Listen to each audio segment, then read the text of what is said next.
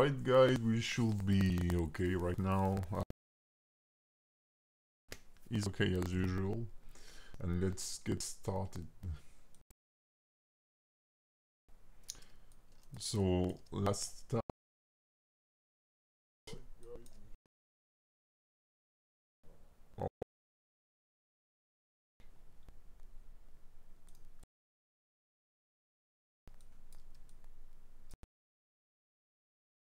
just let me know in the comment if everything is okay. It seems that I have a very bad sound, isn't it? YouTube is telling me that so sorry for the first second, just let me know in a minute or so if the sound is better. So last time we left with this little guy. We achieved the full rigging and full skinning of it. We also made the rig right here called Irisha, the total torso, and we're done.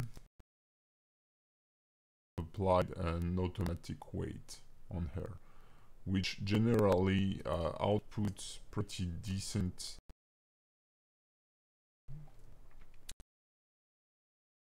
Oh, I will do currently the full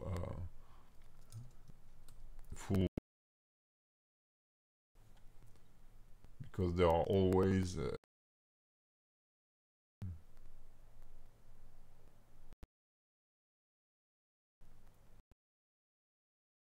is the sound, sorry guys for this little, is the sound better? I feel like it's an internet problem.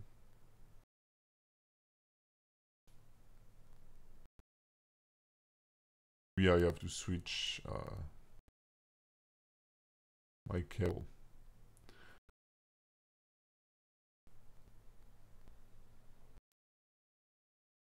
Turned off the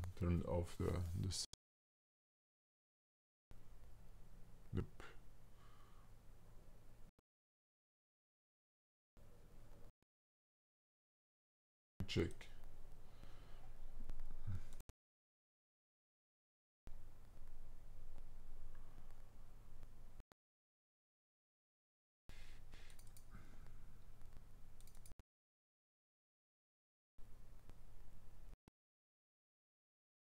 Feel like it's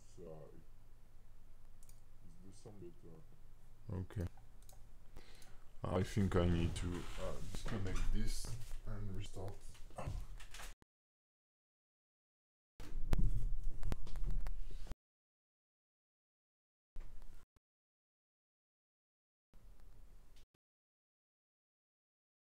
Sorry guys about that.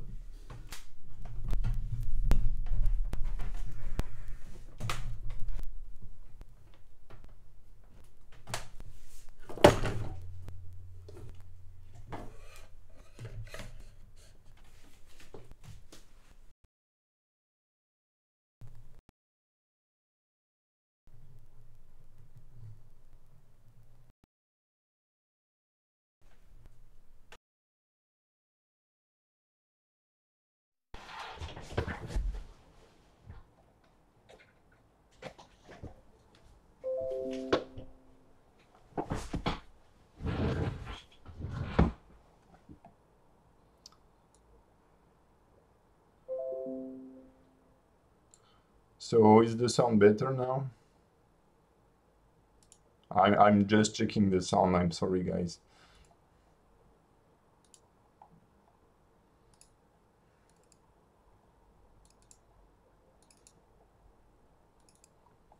I'm just checking the sound, I'm sorry guys.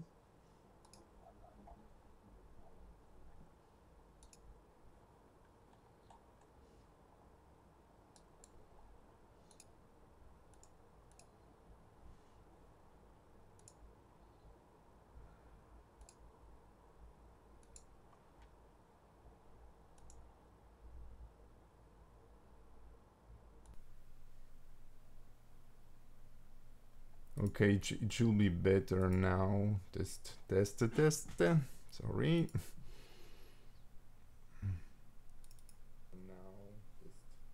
Okay. On my side, it sounds okay now. Yeah, I know.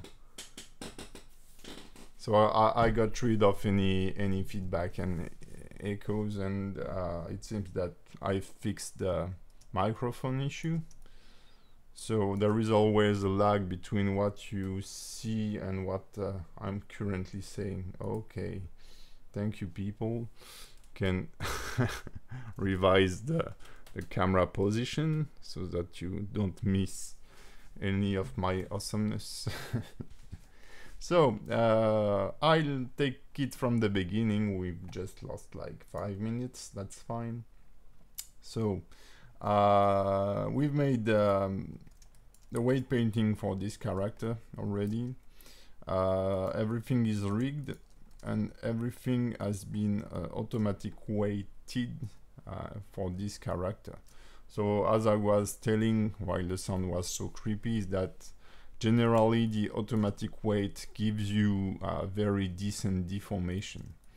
But for items and let's say floating object like the belt here, it generally average the weight.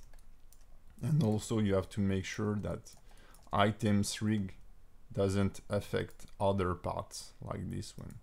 So this is pretty easy to fix currently. You just have to remove the groups and stuff like that.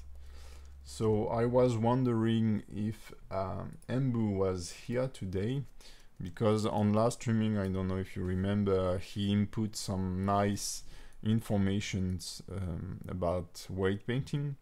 So I'd like to show you something he told me. I will modify a group here. It's about mirroring your mirroring your weight in edit mode.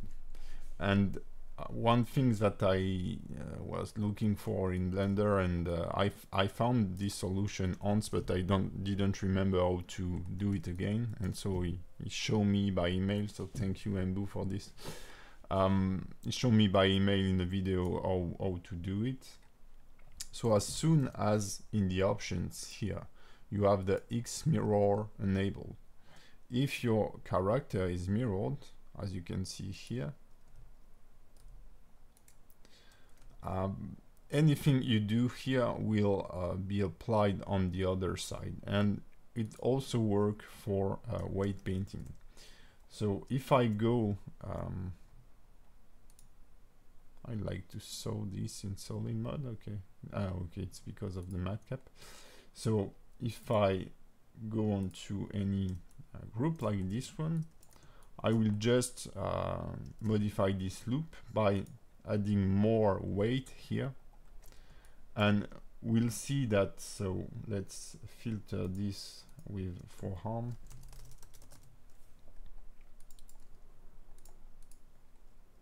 So I will remove so that it's more obvious. So now it's all black here, but it's not here. And what you will do is that you will copy the vertex group and then mirror it, etc. But that's a pain because you have to remove every side group, etc. So this is not a good workflow. But as soon as you do a weight operation like weight painting upon it with a 0 value, for example, it will mirror all the vertex groups that are assigned to the vertex.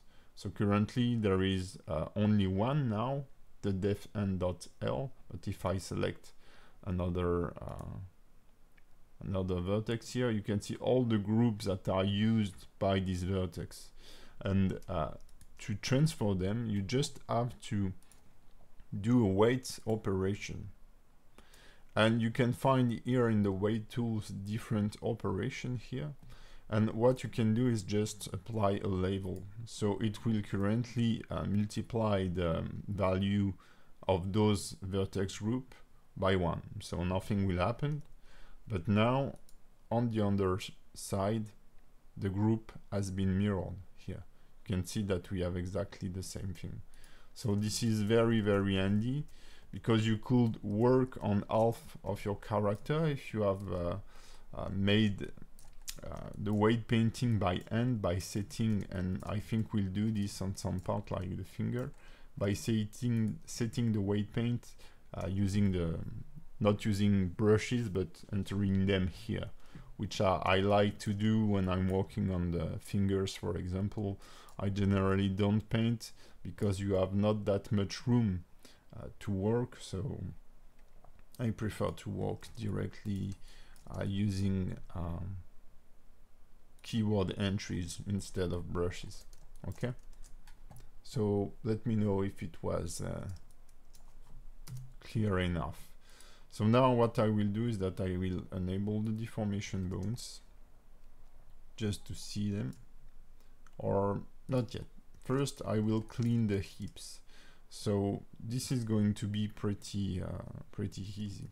So the thing that you can do is that in edit mode on your character, in the modifier, you can enable the deformation of the armature, so that you can see while you are walking what you're doing, the deformation.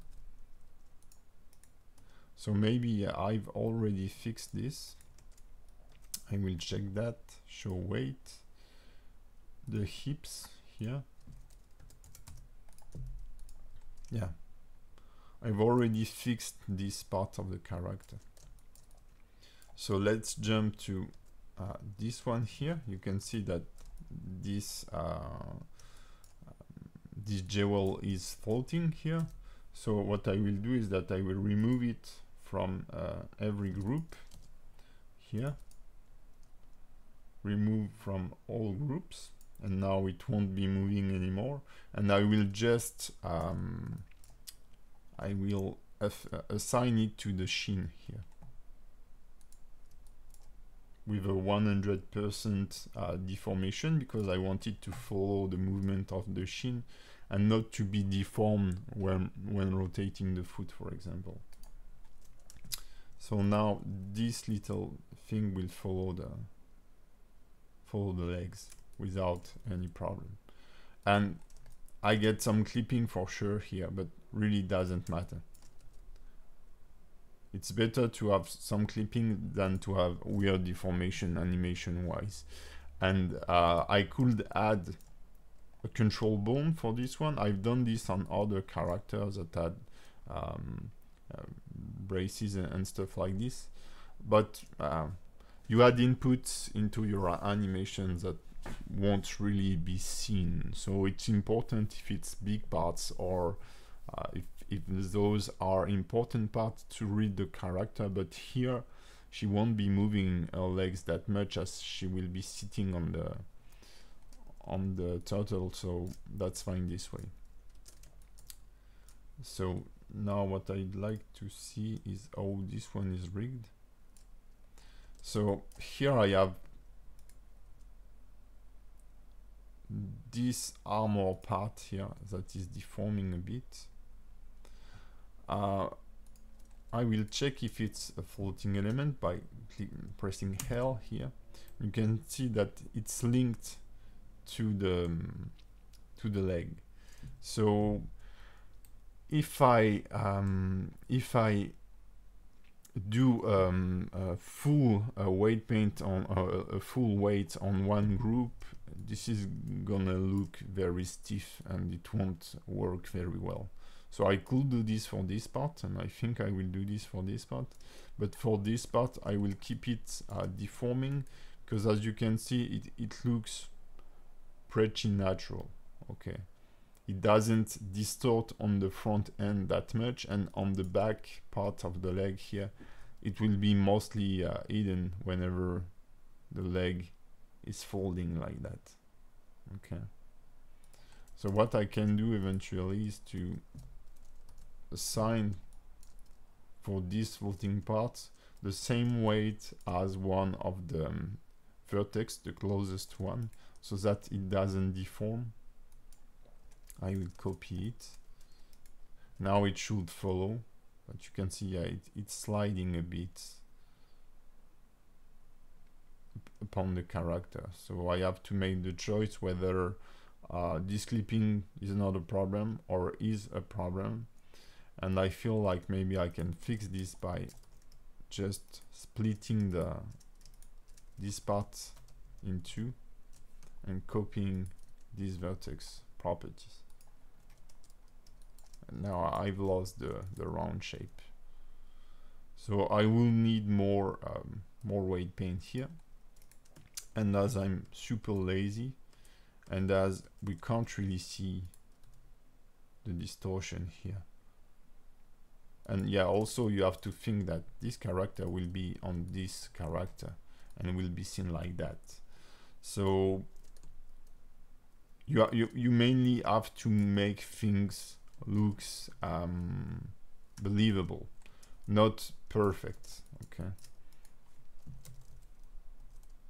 If it was I don't know, a game where you play your character on this size in the game, yeah, you should be very, the rig will be way more complex for sure, and you should put more work into the weight paint so that there is no weird stuff appearing. Here what we need to do is to have smooth deformation so that we don't get bugs. Currently it's not that much. Okay, so for this one here, I feel like the bending here is decent, but on the other side it's a bit too stiff, so I will switch to stick here. I feel like this side here, the bending, the curve here is pretty good. There are always like some issues, like here it's a bit stretching, so I will just check which bone is involved, and if I switch here to the deformation group, I can enter weight painting, select this, and it will select me the right vertex group. And now I can work on this using edit mode, I prefer, and I will slightly average the weight upon it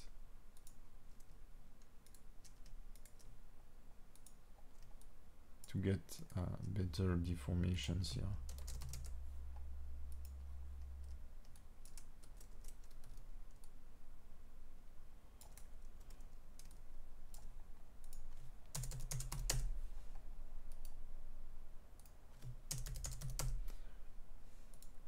So for me, doing it by hand allow me to have I don't know, better control, rounded properties, which I like. So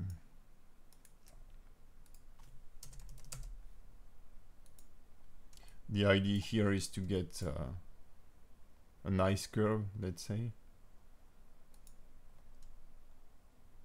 So maybe if I just check, I think it's a bit too strong. And also I will add some influence from maybe this bone, or maybe from the hip here, just to break the rotation. So no, it doesn't work the way I'd like it to. Let's check.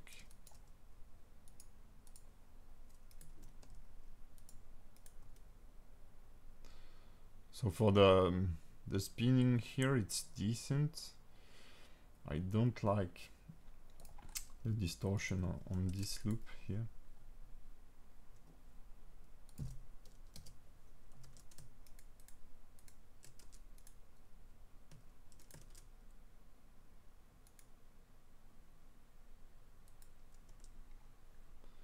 So I think I will reduce maybe the influence of this bone. Let's see. No, that's worst. Okay.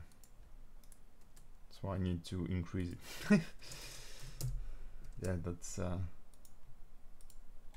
Oh, yeah, that looked better already. Yeah.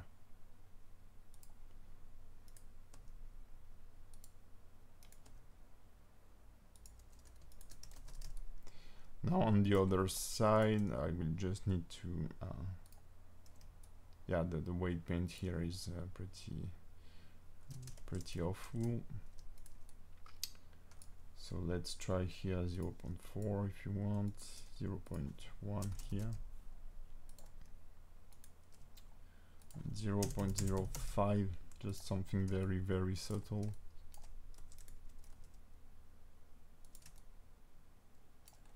And maybe add some influence from this bone onto this one.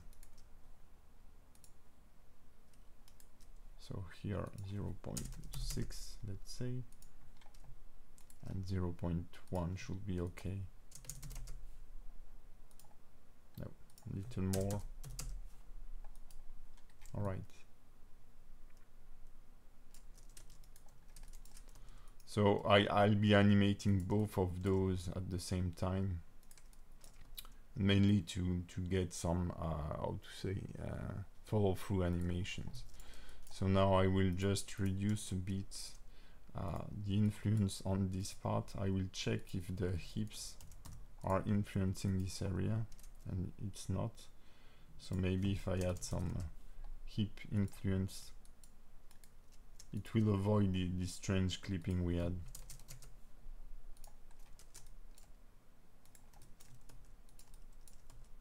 Yeah, it looks way better now. And here, just a bit of this bone. Rope.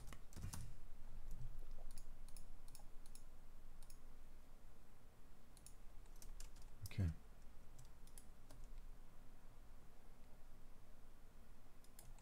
I will decrease the influence. Oh, there are currently okay, he's mirroring stuff, so I will disable this, I think. And what I want to do here is to remove the influence of the left bone on this one.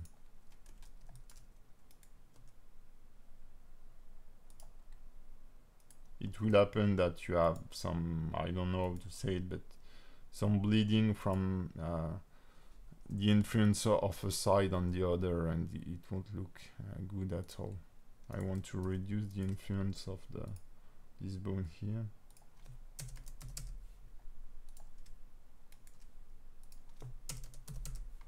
To have a better fall off. All right.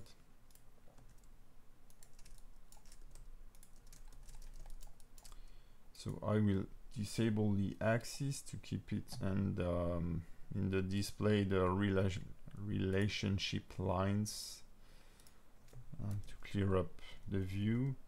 Let's fold those. Yeah, you can see that this part is not following the rotation of the sheen. So what I will do is go back to the sheen here, and I will give those a 100% influence. Remove it from the all groups first and assign, and I will do the same on those. So hopefully they are not linked to the foot. Yes, they are, right here.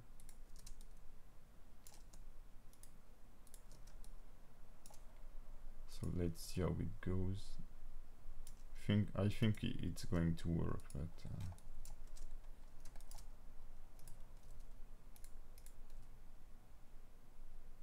yeah, that's fine. So there is I've enabled the stretching on the knee here, okay, on the leg, sorry. It's to avoid the IK popping, and sometimes it helps getting the right pose, let's say. So, but this is not mandatory. So now I just want to fix a bit the foot here. You can see when I'm pulling here, there is distortion on the inside of the foot, and this is because of the influence of the shin, I think. Strange outfit, yeah, for sure. So I will go to subtract. I like to work with very, very low strength and click like a monkey, let's say. But so sorry for the click noise. You will surely hear it for a while. But yeah, that's the price to pay when you're live streaming weight painting.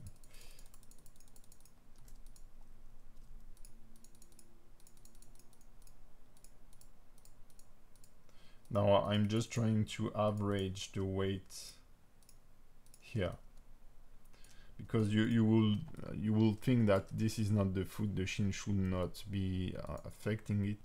But if you go if you are too stiff in your weight painting, the deformation will be very, very sharp, and it won't look good. So here you can see on the foot, the toes are squishing whenever I rotate the foot. This is because there is foot influence on the tip of the toes here. So I will remove it.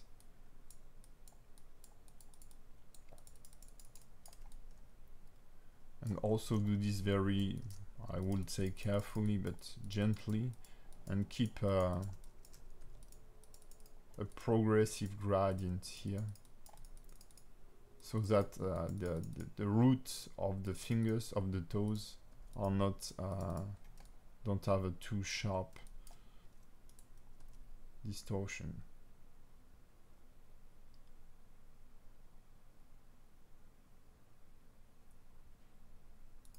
Maybe if I add a better folding here, it will look better. So I will reduce the influence of the foot again, just right here.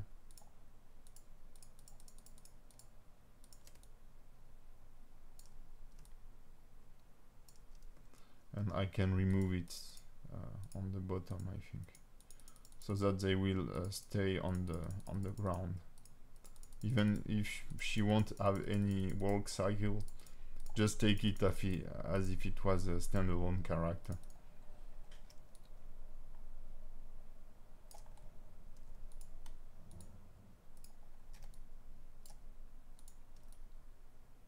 Now I think it looks decent here.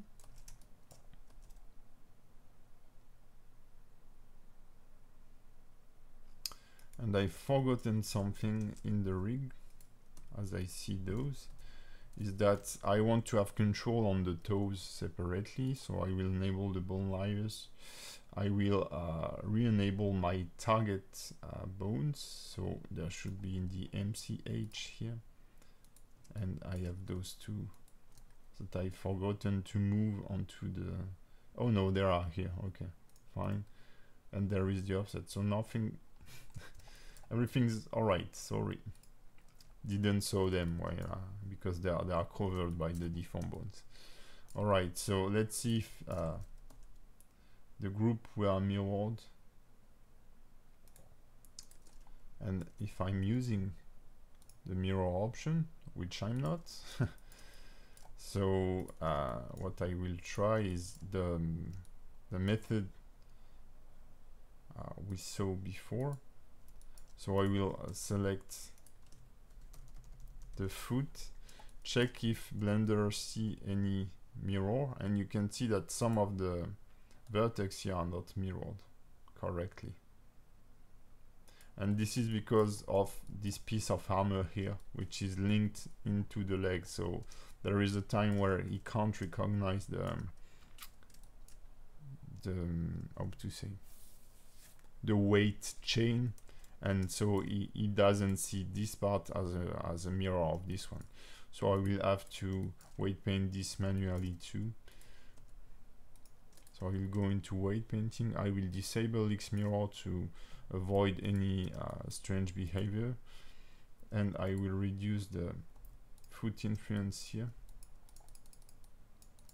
I will go a little crazier on the rotation.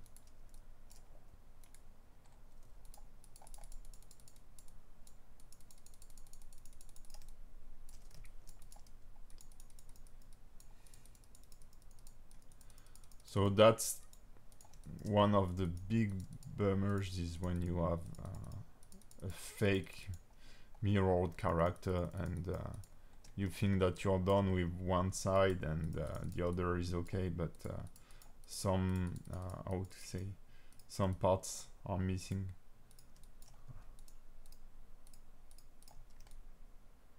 Okay.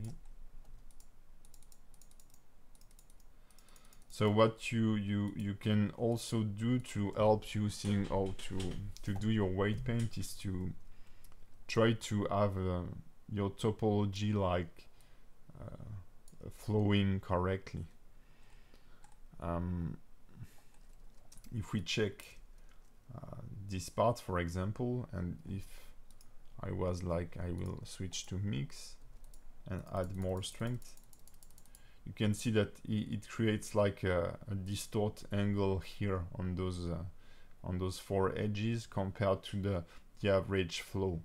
So that's a good way to trying to average the curve is a good way to fix your weight painting. It's a good landmark to follow. But as I told you on last streaming, oftenly when you fix the weight painting on a position, it can break the weight painting on others. So here I think I will have to fix also, yeah, the sheen influence. I don't want it to influence the heel. I want it to stay stiff, especially when you have the foot in contact with the ground. If the heel is deforming, it will really looks weird, because for the viewer it's the contact area, and he will want to, it's very a landmark of the character position. So regarding the knee, for me it's already okay. If I switch to standard mode and I play with the knee, I'm just checking if there is not that much distortion into the textures. And I like the you see here this line is pretty we have a nice angle here. We don't have a smooth transition or a too smooth transition, let's say. So that's pretty nice. I will just slightly increase the influence here of this bone on the back. I will enable the X mirror. Hopefully it will work on the other side, but not sure. Just be cautious and double check that you're not painting on the other side by accident. It happened very oftenly.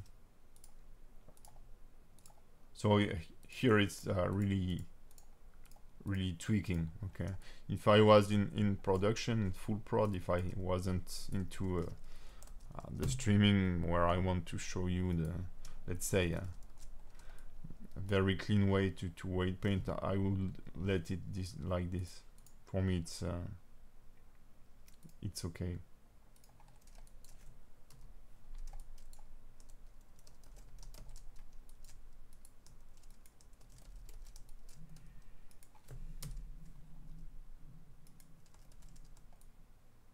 Oh yeah, the foot is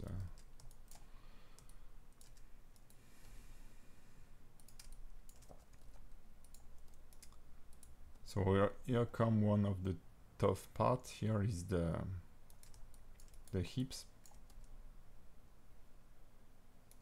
So what I will do is that I will create a group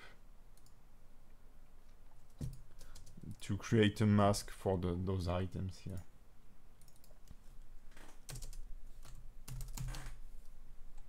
I will assign all those.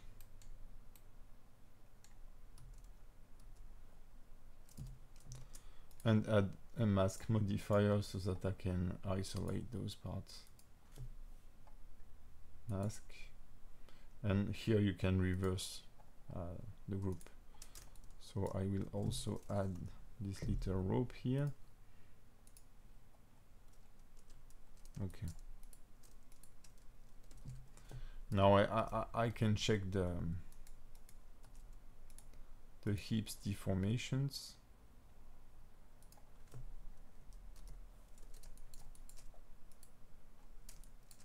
And I think that this part should mirror pretty well, I believe.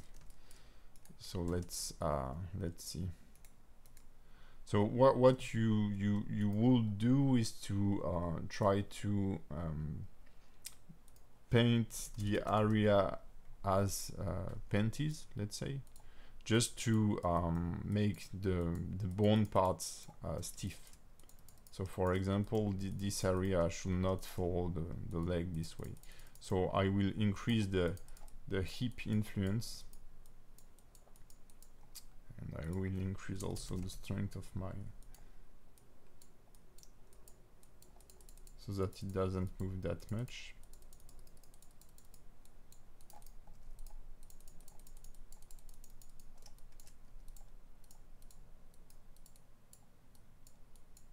So for example, if a woman raises her leg on the side, bones, the pelvis bone should not deform. So this is to be taken with cautious, because you will prefer to have a smooth bending than this kind of stuff appearing, like this super stretched and super pinched area. But we should be able to fix it by slightly increasing the strength here also.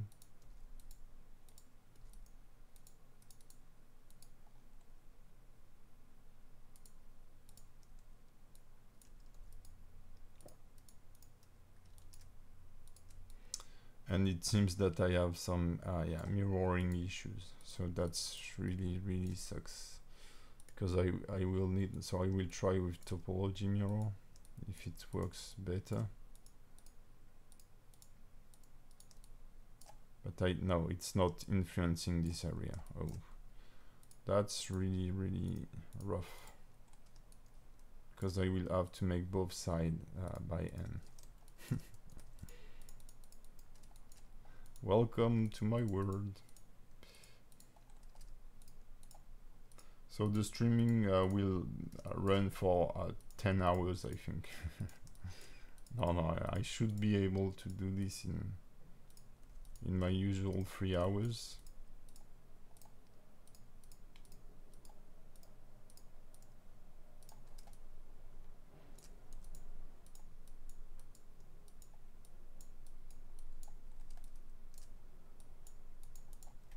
So I will mirror the pose. I will select this bone, Control C and Control Shift V, so that it mirrors the pose, and I can see at least something that seems to be mirrored to work my waypoint.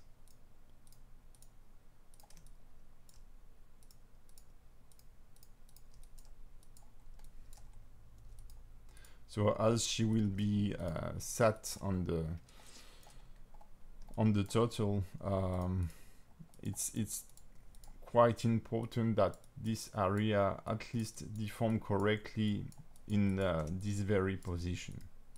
She won't be doing a run cycle also, but I think that she will be staying on the turtle like that, something like this, with her foot rotated this way. So at least I will try to have a decent deformation here in this position.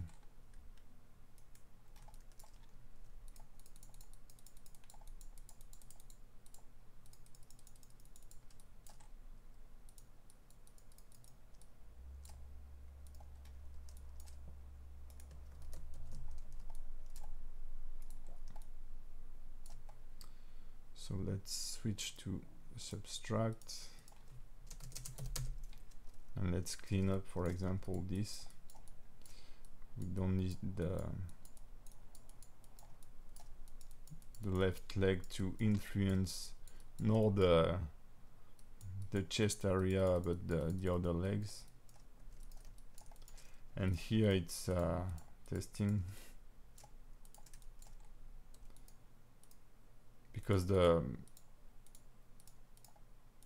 more I will remove influence here, the sharper will be the deformation. And I don't necessarily need this or want this. Sometimes, as I told for the foot, smoother deformation, even if they are not realistic, let's say, will look better. And also I will have to play with the spine here, which may have or sure have influence on this area. So I'd like this part to fold upon the leg.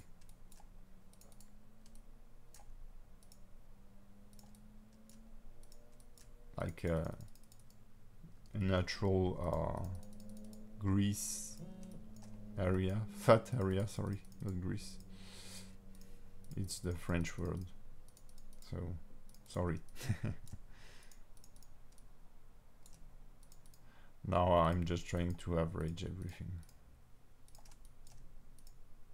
to get, you know, smooth transitions here. So I may need to work also with the spine influence. But I'd like this part to bump a little out, because this character is not a very slim character. It's not how to say stereotypical female character, super like Miss Universe or thing like this. She's supposed to look more natural, which is great, let's say. I think this is a good how to say, from the director, that's a good design, in the way that more people will identify themselves to the character if in a way they look more average. So they still have very strong personality and design with the colors and stuff like this, but they also have some default, like every people, let's say. So yeah, there is still area to be smoothed here, but that should be decent. I don't like this pointing out like that, but I should be able to maybe to fix this with the spine. Maybe I need more influence from the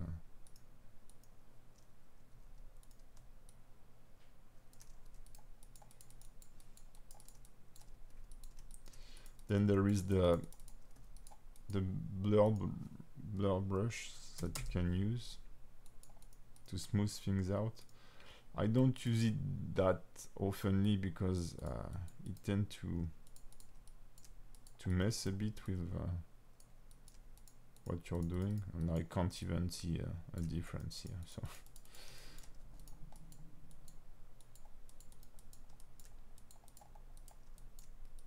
that's the lazy way to average everything, let's say.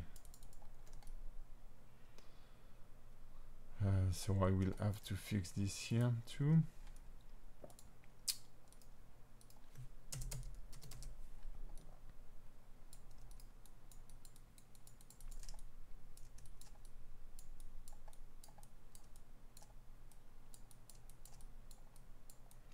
I hope the mirroring will be working on other areas, because I don't want to do the weight painting on both sides all day long.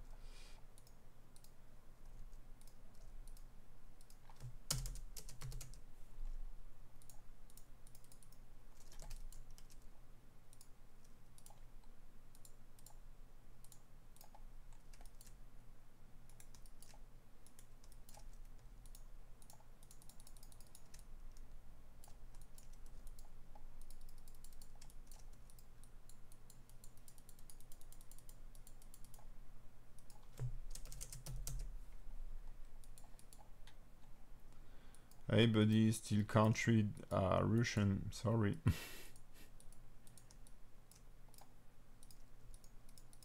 We need someone to translate.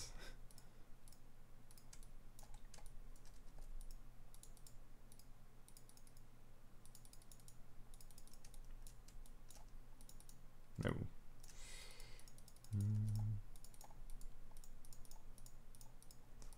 Okay, that's pretty tedious. I'm sorry guys, not super entertaining for sure,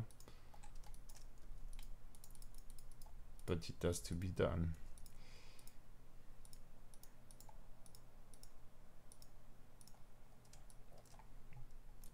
We'll just check the timeline so that I'll go into a bit of organization on the rig, because I think it's more important than showing you every single click of this weight painting.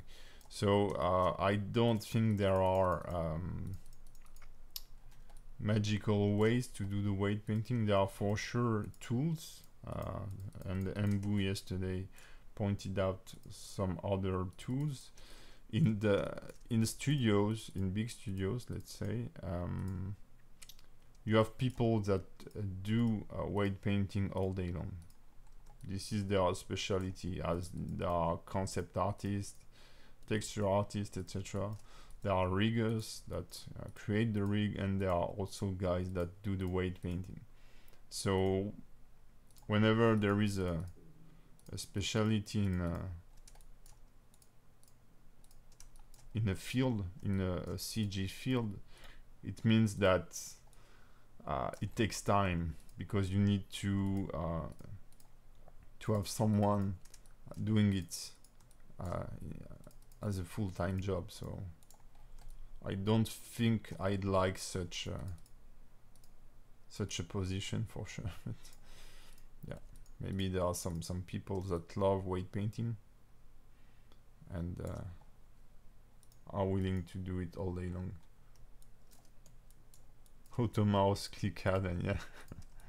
But it will be bugging, and do you really want to erase everything? Yes. No, I didn't want to click here. Can you imagine that? That will be quite problematic, I think. So let's see how it reacts. I do think it's gonna be not okay on every position, but I think it's decent. It's crisp here, but I can't avoid this. I could refine for sure, but I won't be able to avoid this without blend shape or secondary deformation bones, let's say, which I have seen a lot lately. People adding some bones in the butt, let's say, to make the curve looking better. Okay, so this fold is, I think it's I will just get out of here. Yeah, plus it's a very dark texture. So the other character, I haven't done this this type of folding on the hips, but as I told you, as she will be set on the creature, I want this to appear. Generally I try to have a smoother deformation, but here you can see that the curves of the hips are preserved or protected in a way. Okay, it's relaxing to watch. Maybe I should put some, how to say, relaxing music background. So here also I will kinda reduce a bit the influence of this bone onto this area, just to have the, again, the hips more betterly defined, and have a crisper fold right here.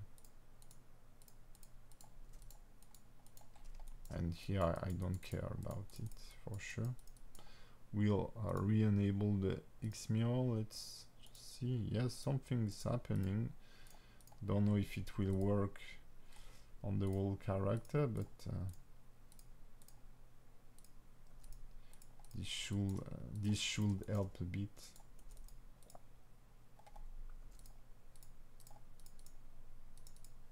All right.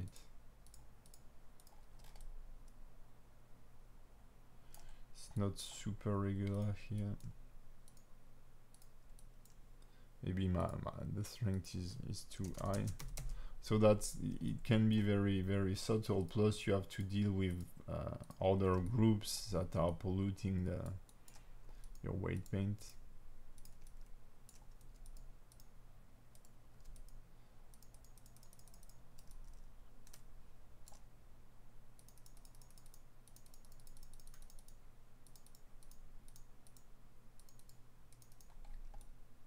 And it doesn't work everywhere.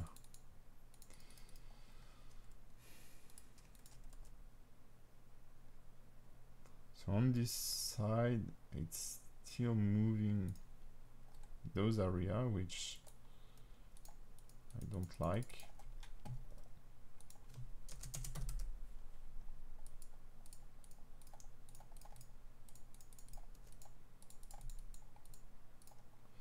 Need to be more cautious here.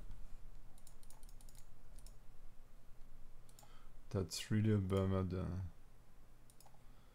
X mirror is not working very well, and it doesn't work at all with the topology option.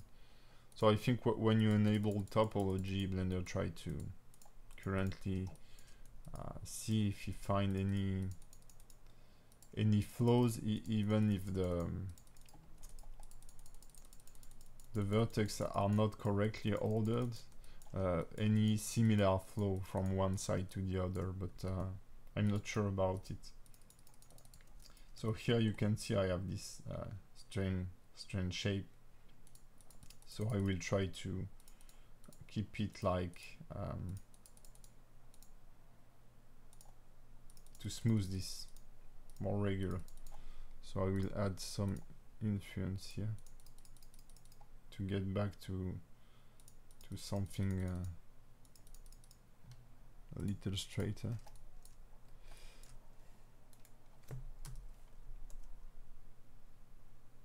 Yeah, that's a bit too crisp here. So I will increase the influence of the hips in this area.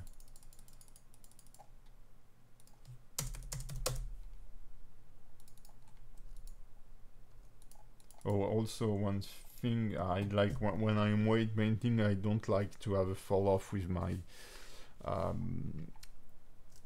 brush, so I generally use this so that whenever I touch a vertex, it will get the same amount of weight than any other. And in a first hand, you may find this a bit disturbing, let's say, because you don't have this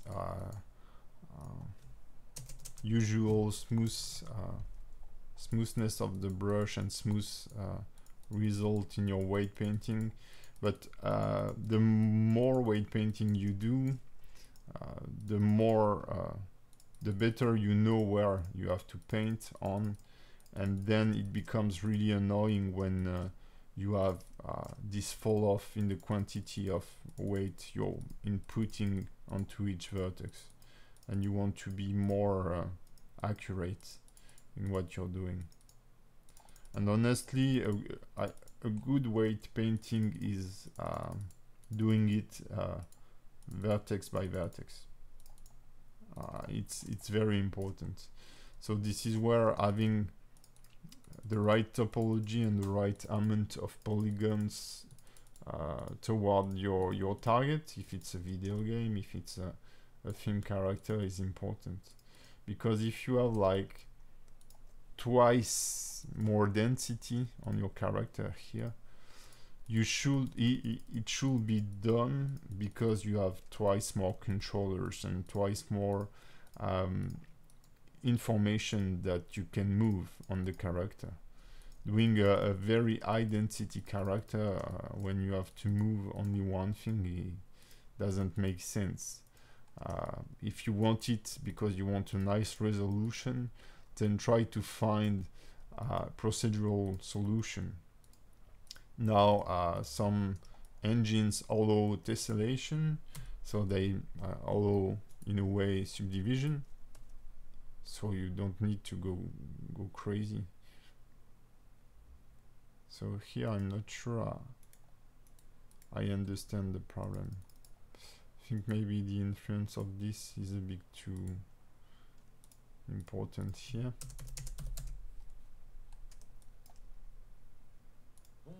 Yeah. And it seems it was mirrored on the other side, more or less.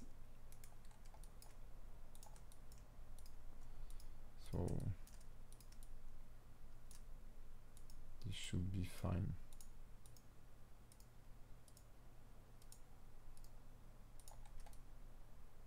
Okay. So there are some little distortion here that I will fix later on. Let's see. I will get rid of the wires because, okay, it does help here to see the wire, because we can see where distortion are. For example, here it's a bit strange, this one. So I could go back here. I probably some influence, too strong influence in this area.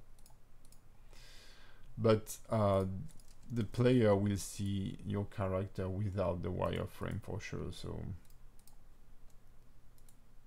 when I check my character this way, it's pretty nice. I mean,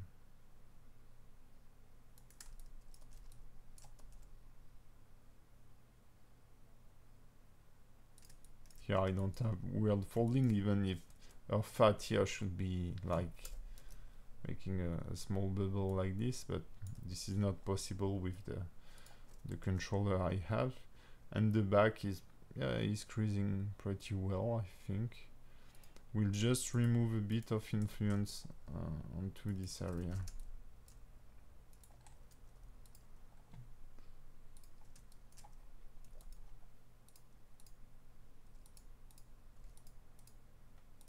Just to have a sharper transition on the back.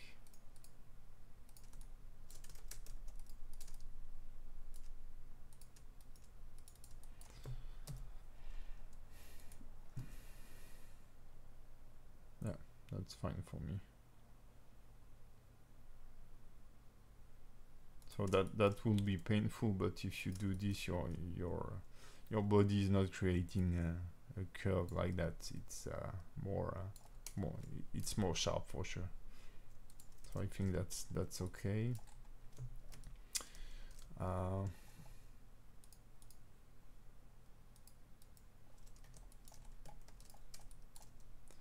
Boobies, I check them later on. I think it's not that bad. We'll just remove the influence on the neck here. I don't want the neck area to be moved, and also maybe reduce a bit the influence on the belly here.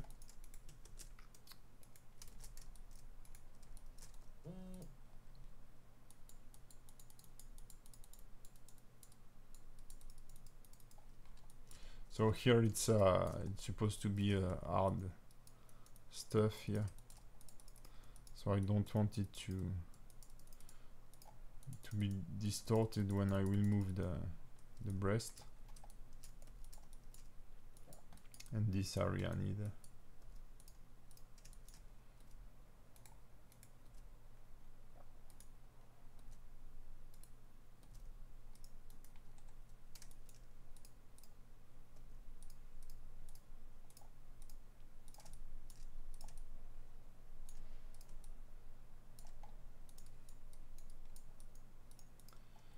So this is a bit tricky when you're working on such parts here, because even if we think it's influencing the breast, here it's also influencing the arm, as we were working on the torso bone. So you have to be quite cautious with this, and especially when the mirroring doesn't work correctly.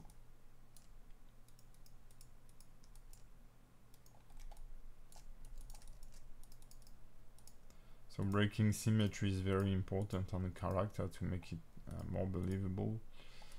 But please think about the poor guys that will be doing the rigging and the weight painting.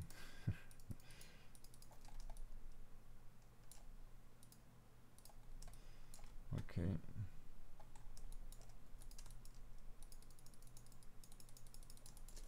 So now I will just add some more influence to the front part so that it keeps being rounded, let's say.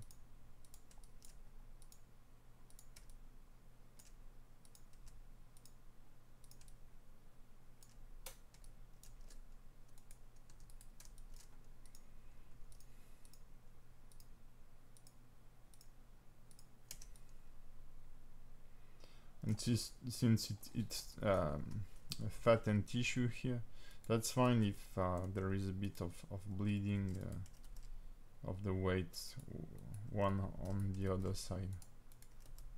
Okay.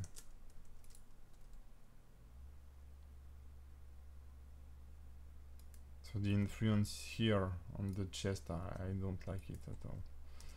But I need to double check that this bone here have influence, and it doesn't. So I will have to remove the influence from the breast here and replace it with the chest bone. So that's way too strong.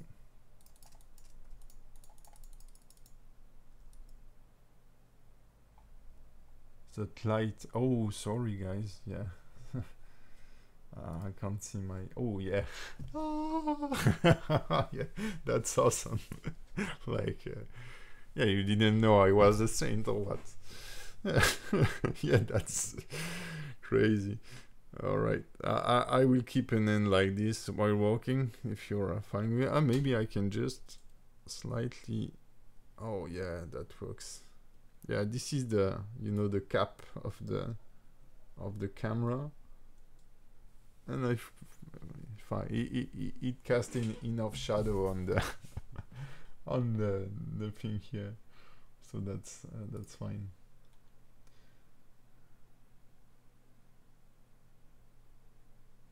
You have fun by watching other learning. Yeah, come on.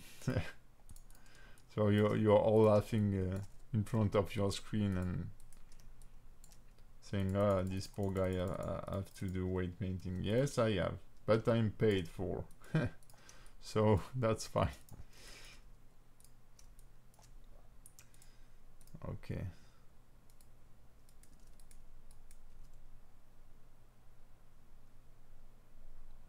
Oh, that's a bit harsh here. I will increase the maybe add very little influence.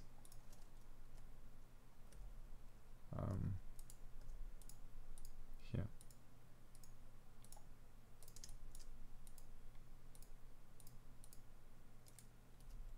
Yeah, that's better.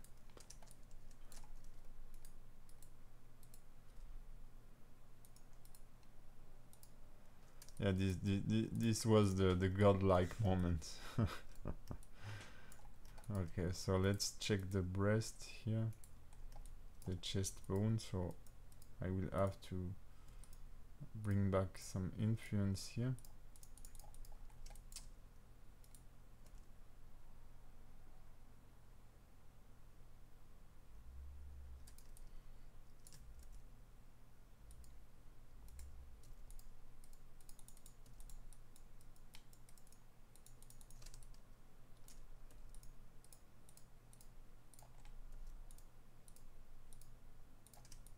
Since the breastbone are parented to this chest bone, weight painting chest influence here won't change nothing.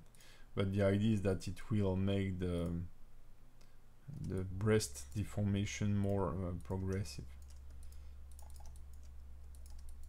So now this line is strange. I will have added another loop here.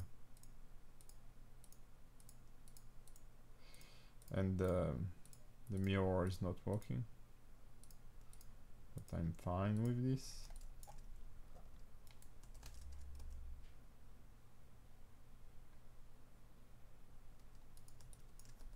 It's pulling this area, which is very weird. So yeah, there is influence here. I will just get rid of.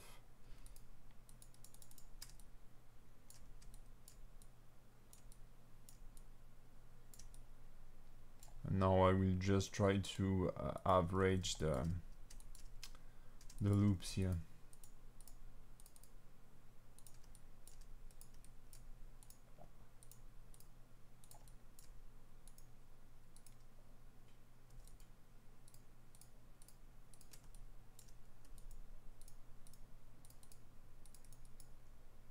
Okay.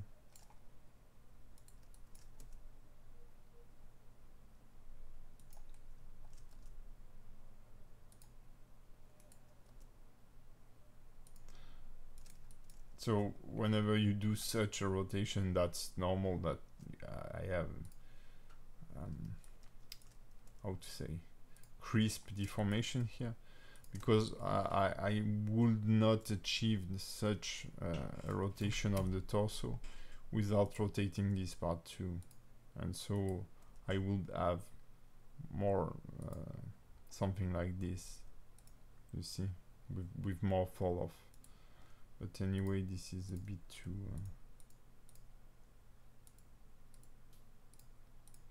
much here.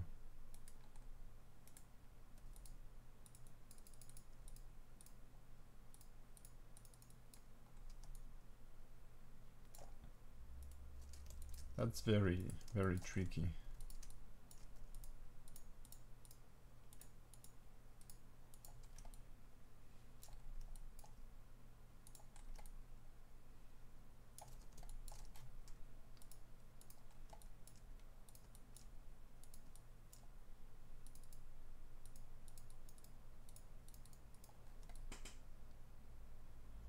Okay.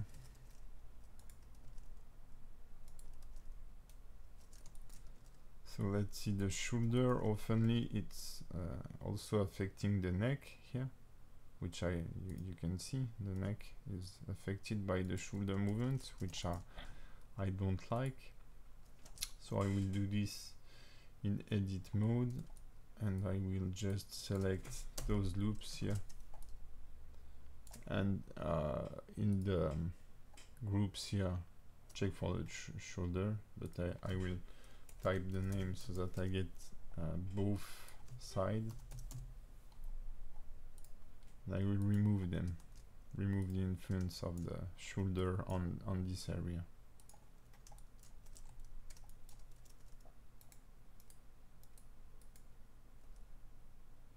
And in another hand here, I should remove the neck influence from this part, because this is laid on the shoulder currently, so it doesn't make sense that when she rotates her head, the this part will be deforming. So if I select my head controller here, I should not have influence onto this, and I think there is influence from the head too.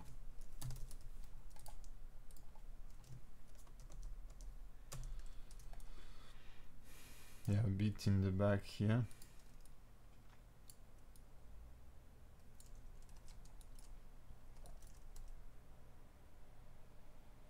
And I think there are influence from the hair. Yeah, this is the part that creates almost bugs every time. So I will just make some cleanup rapidly by moving from group to group here and removing any influence that could be here.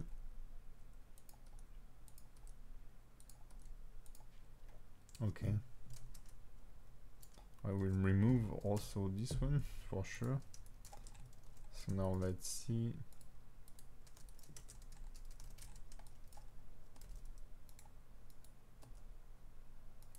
Now you can see the neck is in place, and the color stuff is not yet still. There is still something moving on the inside here, and I think it's probably the head or the neck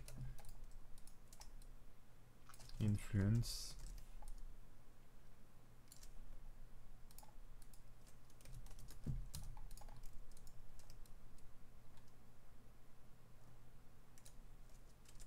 Or I can just check by clicking it. There is the shoulder, there is still hair influence here.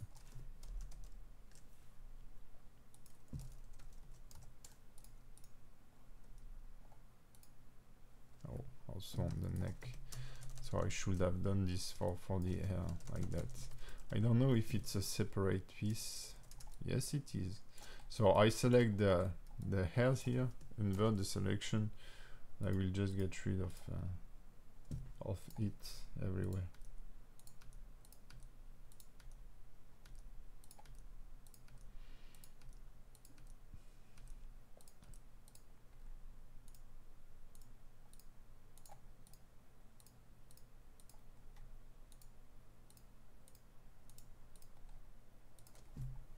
Okay.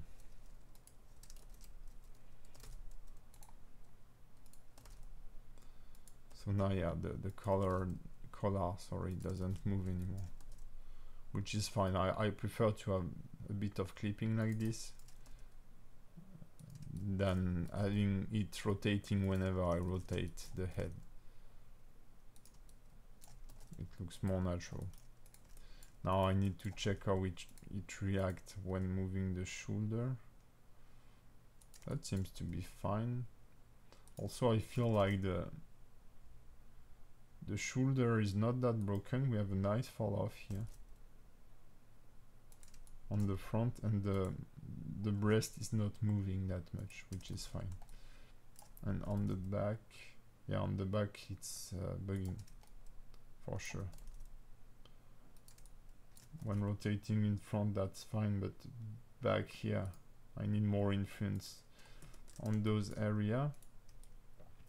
So let's select this.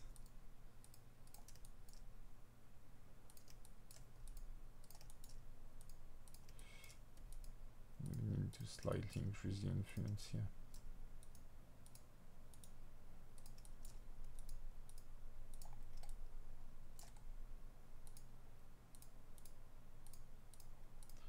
So as you can see, I'm using a very subtle strength, but you can see that it really modified the topology a lot. So you have to be very cautious when you're doing weight painting.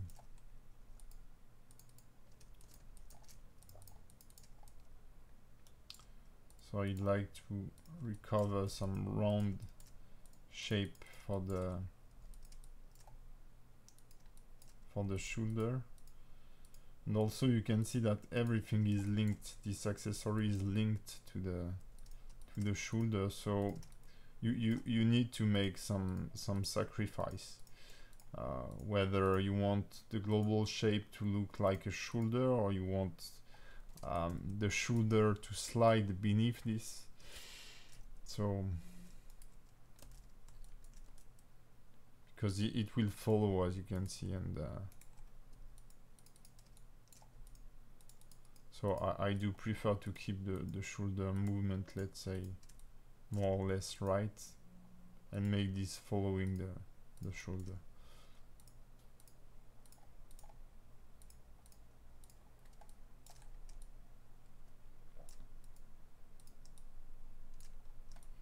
Let's see the arm rapidly here.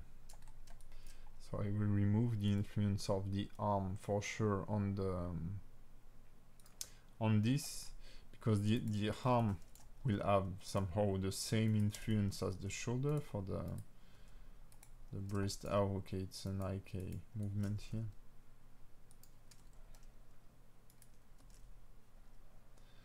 So I will switch to FK using the properties here.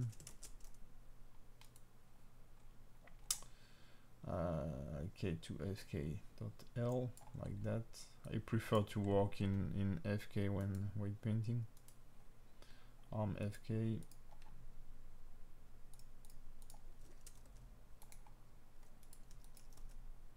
But I don't want the color to follow the movement of this bone, especially when it will be spinning on its local Y like this.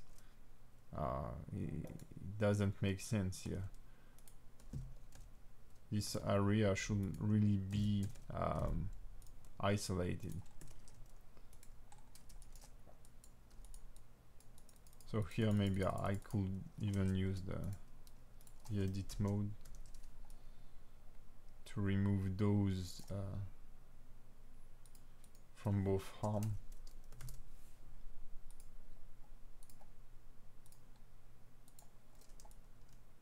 Okay, and I will just assign this one rapidly.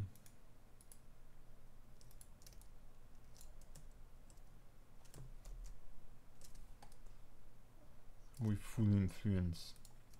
Okay. So now, no, I didn't do those characters. For this project, I'm in charge of rigging and all animations. We have now an FX artist that do. Oh, by the way, we are looking for a UI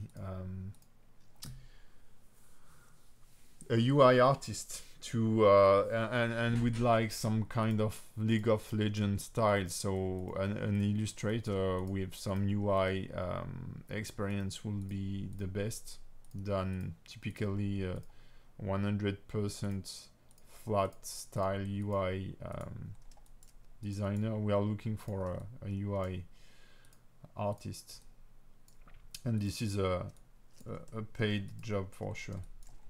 So if you know anybody, just let them know.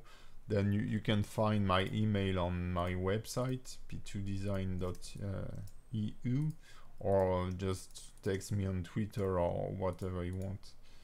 But we'll need someone. If you know anyone, that would be very nice.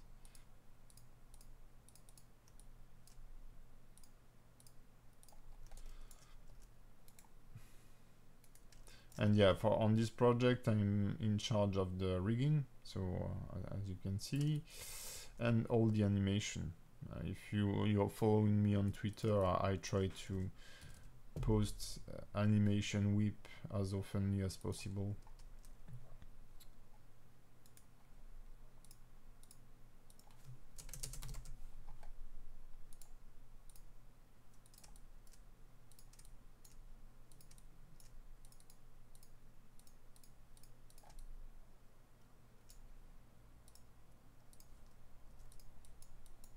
No, subtract.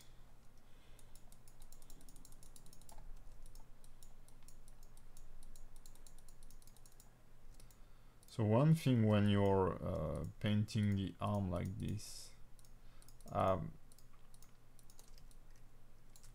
this is wrong. This position is not possible. Whenever you raise your arm, your limit is this. You can't raise the arm higher than this. Then when you want to go higher, it's the shoulder that will finish the job. And then you will rotate your arm on its local Y, so the elbow direction will change and you'll be able to bend the arm higher. The shoulder weight painting is a pain. I hate it. This is why I'm so late onto my project of rigging course, is because I'm stuck with I'm stuck with the deformation of the shoulder on my character, and now I'm getting a bit lazy about it. I can hardly get back. I'm a bit dismotivated, let's say. I've lost my motivation. So I've talked a lot with Jim Moran, that is oftenly with us on the stream, and he helped me figuring out some of the issues, but I haven't fixed everything.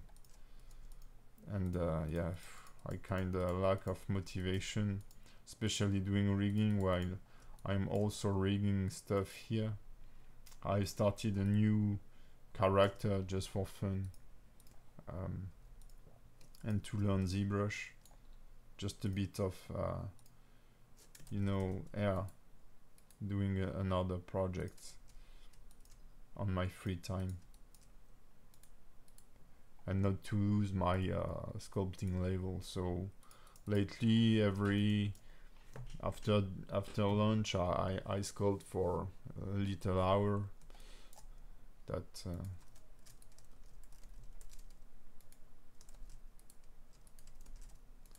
okay, so I think the shoulder is, for me, it's looking decent. We don't have that much crease of the chest, which is wrong.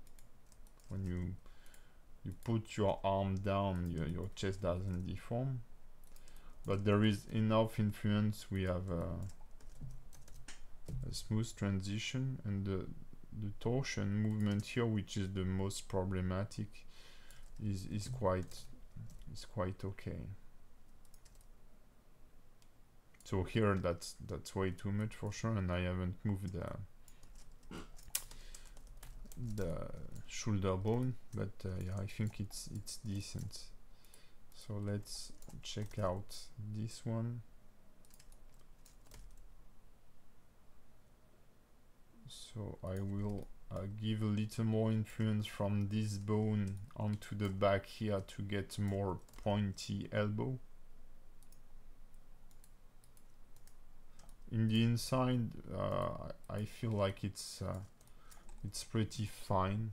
I could add less influence here to have a more natural shape, let's say, but it also helps getting this smooth transition.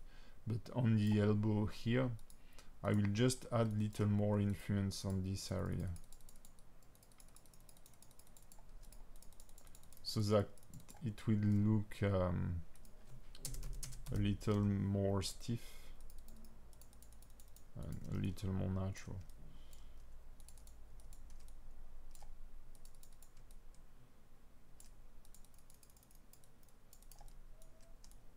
And nope, that's wrong. That's the other part. This is the forearm. I need to increase the influence of.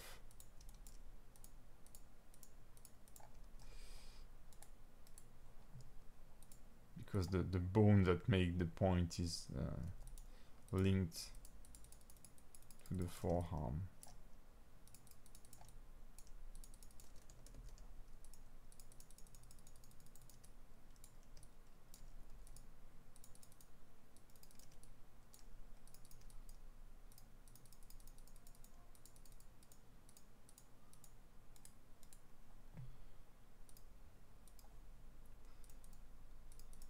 Oh.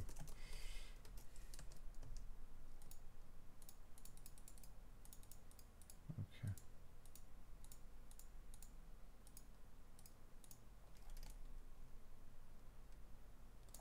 I need to check how the base model is. Oh, okay, there is this shape here which is not correct. I mean, it doesn't make an angle like this. It should be straight toward the elbow, but that's fine. So let's see the end rotation here. I will reduce the influence of the end there for sure to have a more sharp folding. Then I feel like it's pretty okay on the top part. I will also reduce a bit the influence here on this chain. So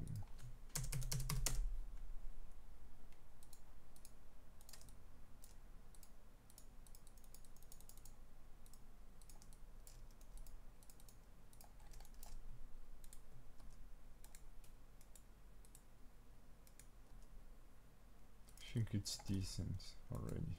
Okay. Hopefully it has mirrored the weight paint. Not really.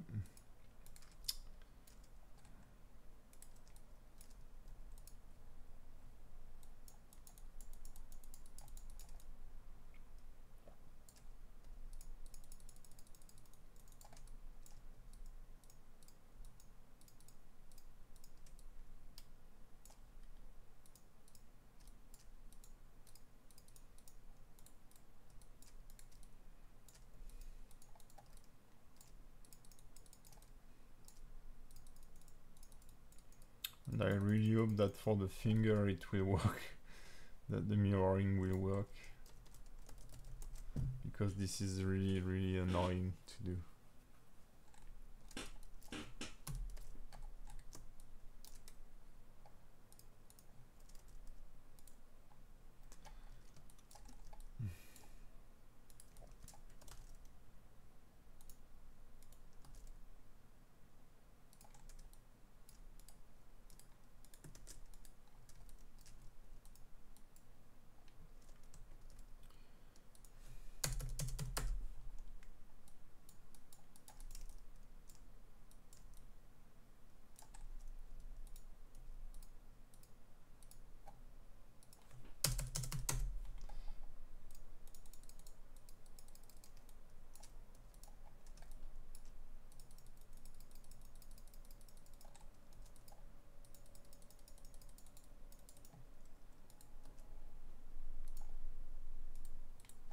I will use the palm bone here to smooth transition of the thumb, to lower the, let's say, the influence of the thumb here.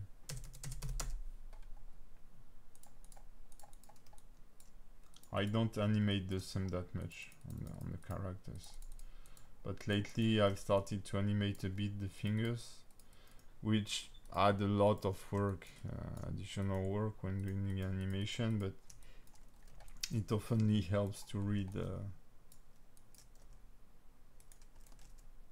movement. I mean, secondary movement or follow through animation are pretty important to correctly understand your character. So here what I see is that the joints are not correct. I think I haven't positioned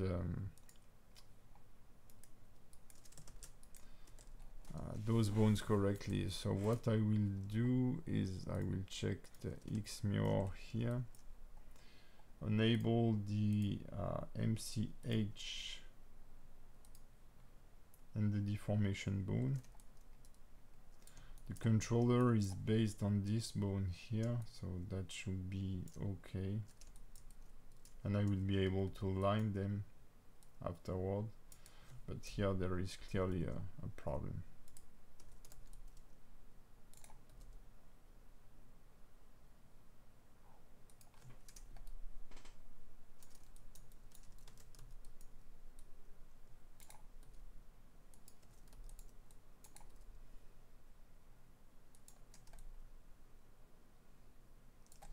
A bit too on the outside, and I think that the orientation will be problematic too.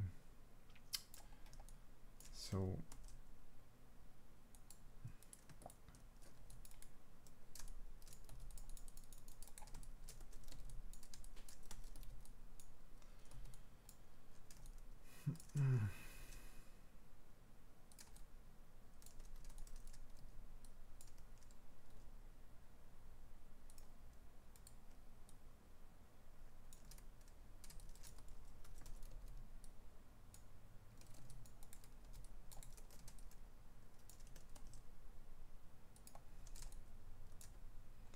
so now if I display the, I hope the controller won't, of the ends won't get too buggy here.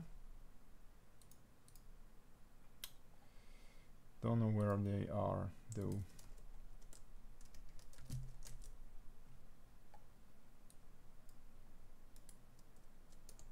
On the, okay.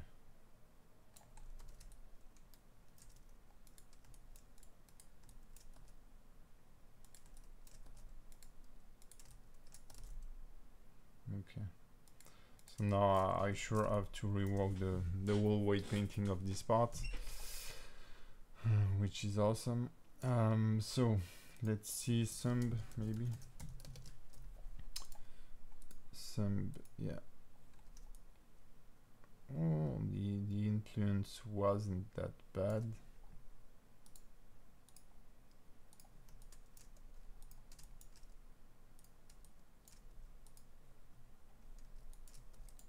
But I don't want it to influence this segment here.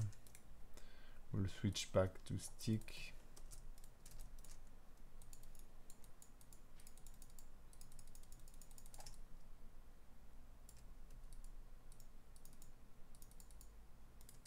Let's rotate this a bit to see.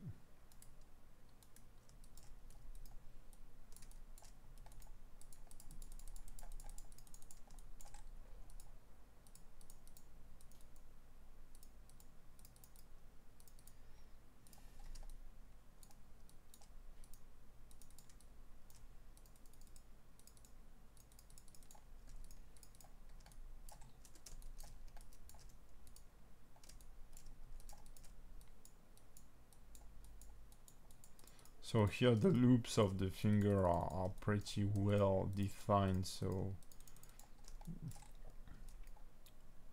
that's easier to make the guesswork for the influence.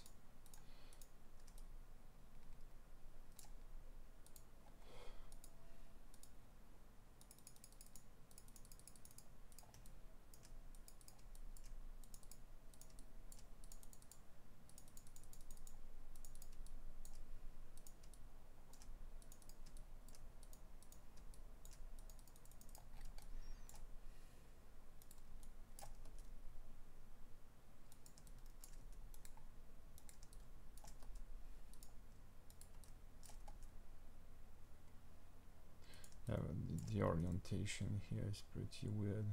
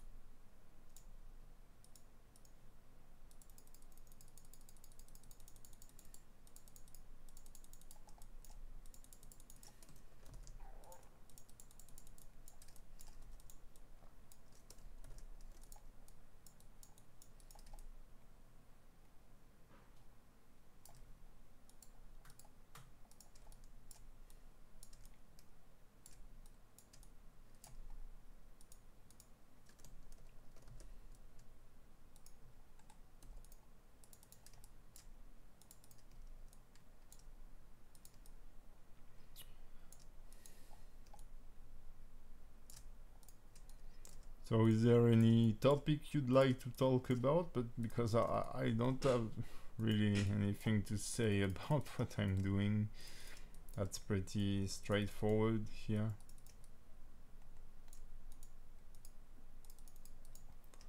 Like the weather. So I don't know if you have seen the latest video from Jan Sculpt. It's very nice, very nice. His workflow now is very solid, and the result he outputs are very nice. So, and he puts a lot of effort to output nice edited videos, which for me is one of the most important things. Even it's not more important than the content, but a good content without any video editing is just catastrophical. If people get annoyed by what you are saying, or if it's not clear, or if you are hesitating when speaking, that's a big problem. This is why it's quite a challenge to do a live stream like this, especially when English is not your mother language. And this is why this kind of parts could soon be a bit annoying, because I can't talk with a good flow in English. If it was in French, I could tell stupid things just to entertain you while I'm doing this this stuff, which is not super entertaining. And in this very moment of the process, I don't have that much to explain, so I will do a very average weight painting for the fingers here.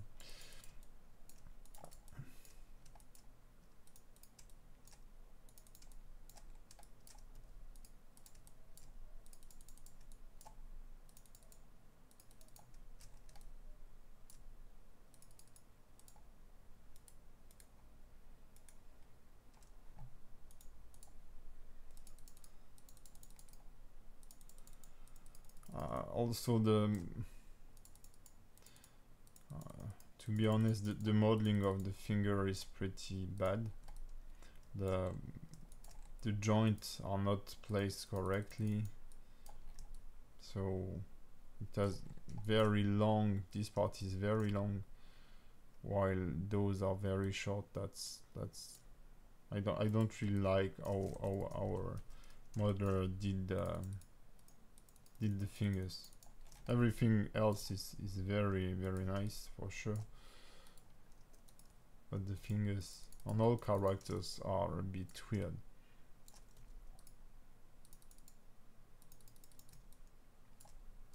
Because you can't create a fist when folding the whole end with this topology and this those proportions.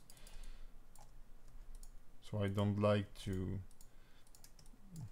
criticize, especially the work of people that are working with me, but this could have been better, let's say.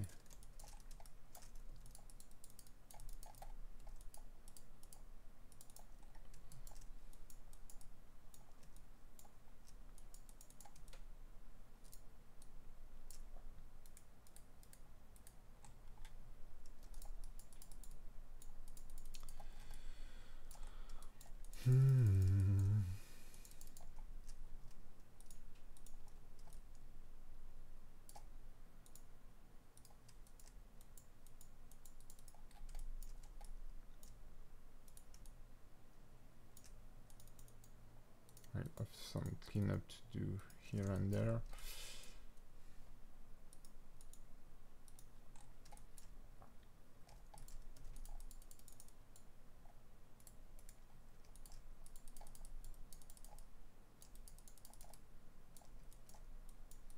So for the fingers, you really have to isolate each joint.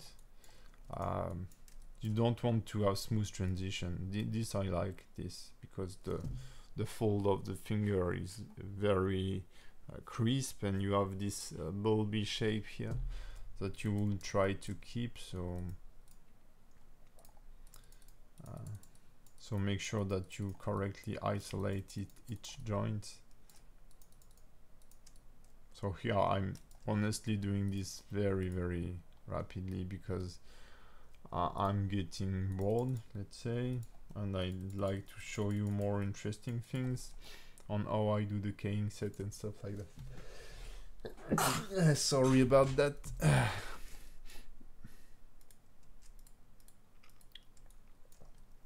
So I will get out of weight painting. I will select those bones, just try to refresh my eyes a little bit.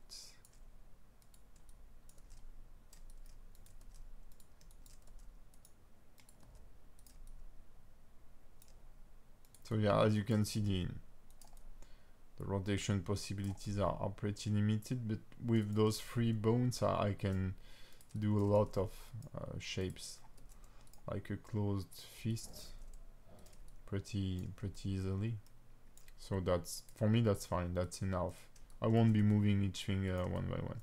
So the thumb is really bad, but the shape of the thumb is not good. I think I should maybe move a bit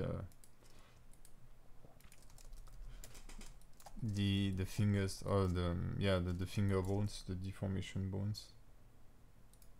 Let's check this one.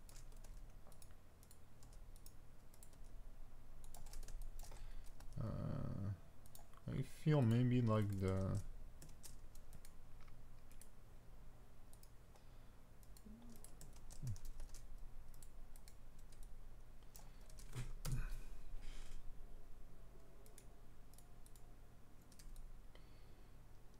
I don't feel like, yeah, maybe the mirroring was a little better on this side.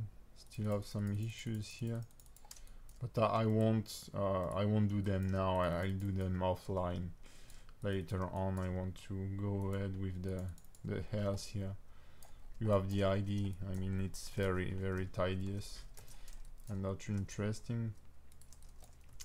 So for the hair, will be mainly isolating the different parts, and then I will combine the rest of it with the head. So for the head here, I need to check the influence of the head currently. So let's enable the torso. For me, the arms are okay. Rotate the head, and I will just check if I don't have weird distortion upon the jaw or the eyes. So if I remove this, I will just hide it. You can see the hairs are not fully attached to the head, and that could create some issues, maybe subtle distortion. So what I will do is select the okay. Sorry, there was a problem with OBS, but I'm back. Don't know why. Do not panic. If you're watching this, do not panic. Okay.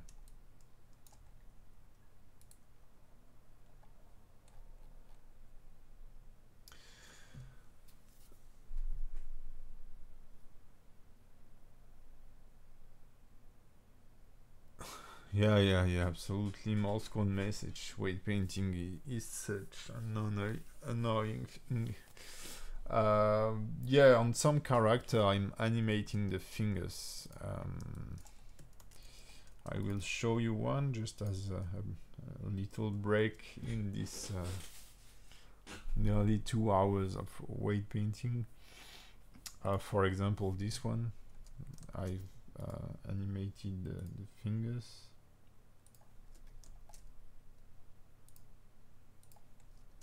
and he has 4 arms, so that was pretty. But you can see he's currently eating fruit from a bush or something like this, and there is this movement of just opening and closing the end, so it's very basical.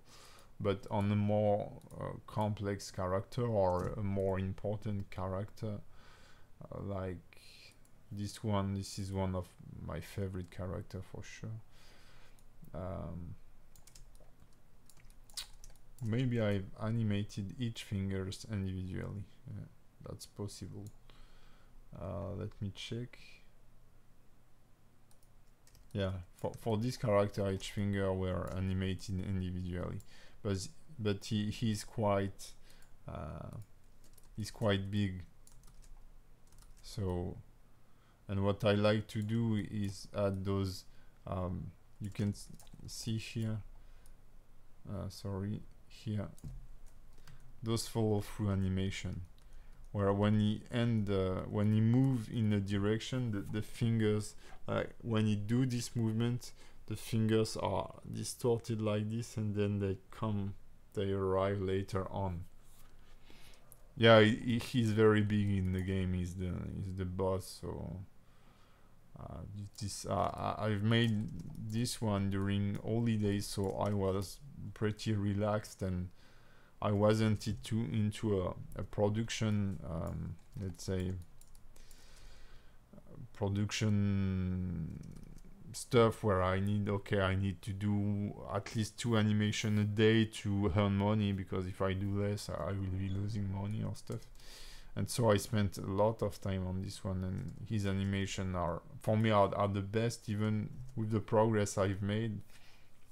As I spent a lot of time on this one, his animation are really nice. I love the sense of weight on his backpack and stuff like this. There is one animation where he heal. So he pour water from his backpack onto him, and yeah, there is this sense of weight. He's very, very. I don't know. I was really happy about this animation, because there are so many things happening. The belly is moving, the throat, the scene and everything, and we feel like this is heavy. So the rope also, yeah, that's cool. So yeah, in some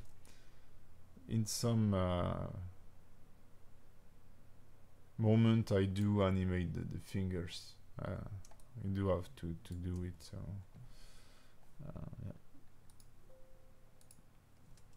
yeah, and I haven't saved yet, so we'll do.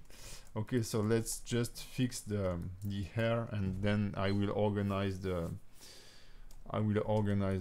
folders. So I will need to find my hair controller, maybe in the close option. Yeah.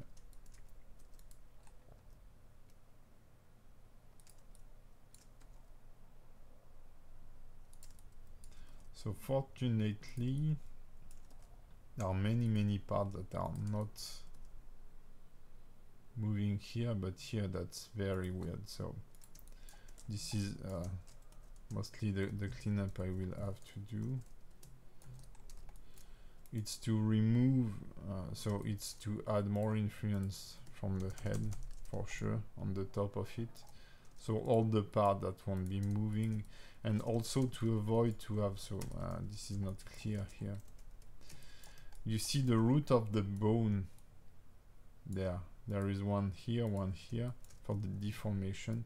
Everything that is on top of this should not move, because as you can see, it creates an offset, because the bone is rotating this way, and since its root is here, it means that those parts behind will be rotating this way, like, because it's so you don't want that. It creates really awful distortion. So what I do is that I will add full influence of the head here, and also on the inside. And then what I could do is create a fall off. So I will make a selection for the head here.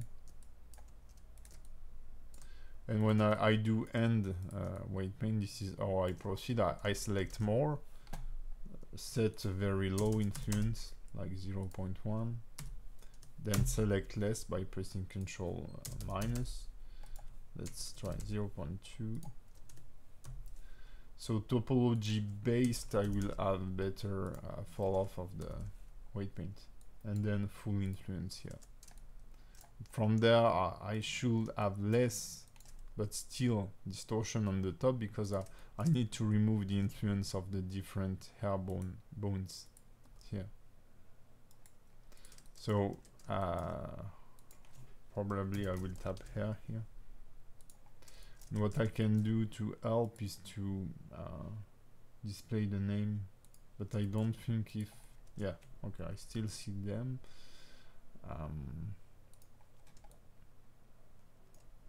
And here I will want, so I will reselect first, sorry, the head, select, then reduce the influence, and let's remove everything from this point. So here, every root like this, I will remove them.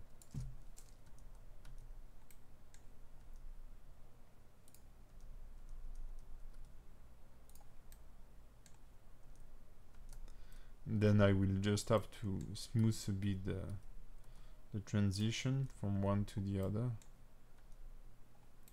Yeah, I think this one was one of the main issues, because here it will sure look a bit stiff, the rotation, or maybe I'm wrong and it will look yeah, it's a bit stiff, but I don't have those weird distortion on the top.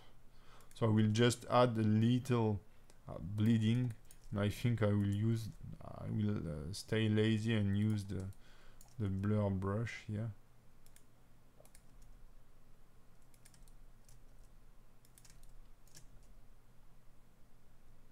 Just to make this rapidly. So the back here, it's hard to fix, because I should have added more bones, but honestly that's gonna be enough for the in-game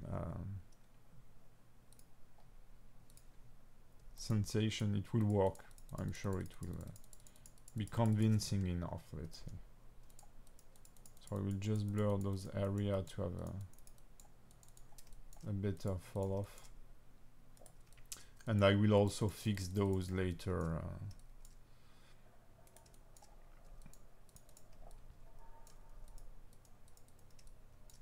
Because I don't think I need to.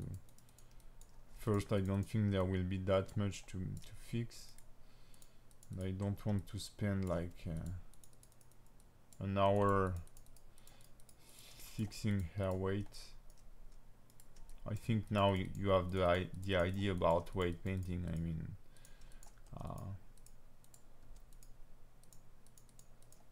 Dan Pro, I don't know if you know Dan Pro channel, but he did a full character rigging and weight painting, at least serie, where he explained everything, go into details.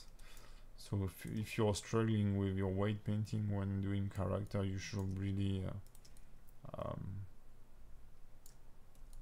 a look at his channel.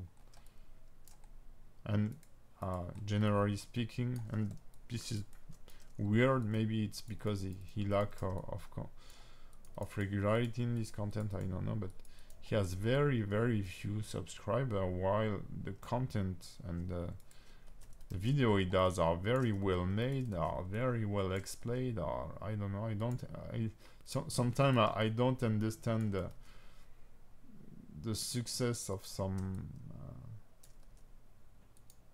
channel, and I don't understand why some channels don't have that much success, because There is for sure a bit of luck in what we do, but I mean, when you see, for example, I like to talk about Jan Sculpt, because when he started, I was like, whoa, this guy is like, he's so committed to what he's doing. He's posting stuff every day. I was like, wow, that's too much. And I don't know, I wasn't really believing in him, let's say. But in such a short amount of time, he really refined the way he does his videos, and he's so committed to his art that he has made like huge progress in a year. He when he started, he had a very, very decent level, better level than me. Doesn't mean that I can't criticize, but for me, he really reached a new milestone lately with his 3 last project. They are so appealing. So they have character. Let's say these character now have character. The proportion, they are more dynamical, and the way he records stuff, the way he explains stuff, I don't know, it's so fluent now, and you can see that in like those last 3 months he's exploding, he's blowing his subscriber, I don't know to say the number of subscribers he's getting, and I think like he will reach the 100k subscriber if he continue this way. Not maybe within this year, but before the end of next year for sure. And that will be a big milestone.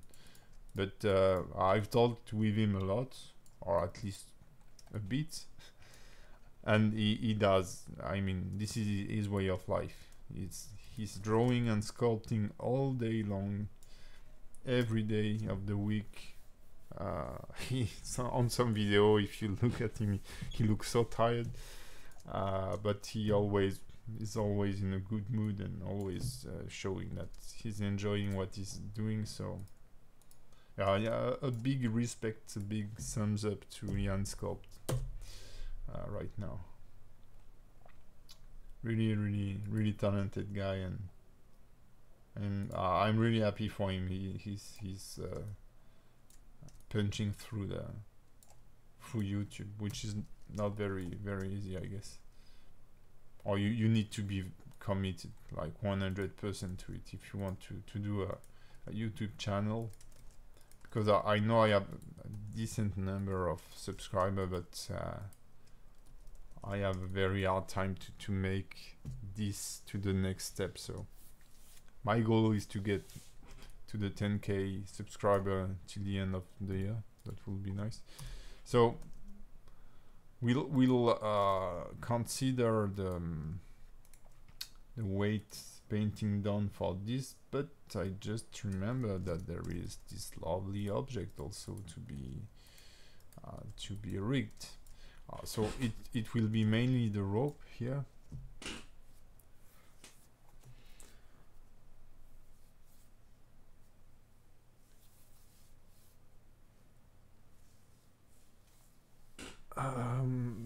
Yeah. I'm not saying all his characters are perfect, but yeah, he does very smooth breast area, and he work a lot on female character. I think that's very hard. But yeah, it's not perfect. But I don't think it's because it's stylized, or I think it's the quantity and the quality of his post. I mean, every time he posts something, it looks right, even if you may find some mistake, or you may not like it, but it looks right, it looks well-rounded. I mean, the product is finished, is nice, and yeah, it's you take it from scratch and do it until the end, which is very good. I think it does help, and he posts a video every week, maybe, I don't know. So because we see, this is one thing I told my student in the last during my last training session. I told them, yeah, when you see time lapses, you have the feeling that the guy who's working on the character also is so good. He don't make any mistake, or I don't know, or thing like this. But this is not true. We do a lot of mistake, but through the spectrum of the time lapse, you have this feeling that everything is flawless, but it's like 4 or 5 times faster than the reality. So we are all struggling in moments, for sure. So how the names of the bones are not ordered properly, that's really is annoying. So for the rope, what I will do is that I will copy the and I will lack of groups here, so I need to join it to the body now. Okay. I will copy so I will remove the show weight, and for those parts I will copy the vertex group of the closest vertex, so that it will follow the deformation of the body.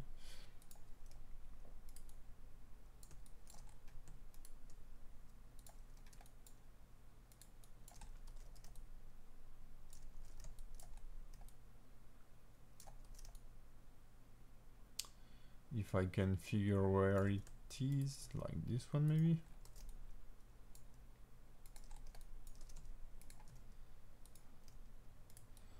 So this is one thing I've shown you when I was doing the legs of the creature. Let's try this one, and then the next one will be influenced by the rope here. But now if I get this, that's a bit, you see the rope is following the movement of the arm. There is no offset between the movement of the arm and the rope here. So that's, for me, that's fine. So, and this is where you can use this technique, or use, in the case it's possible, a deformation cage. Instead of rigging every single props onto your character, you create a cage around your character. You rig the cage and you say, okay, everything inside will deform the character.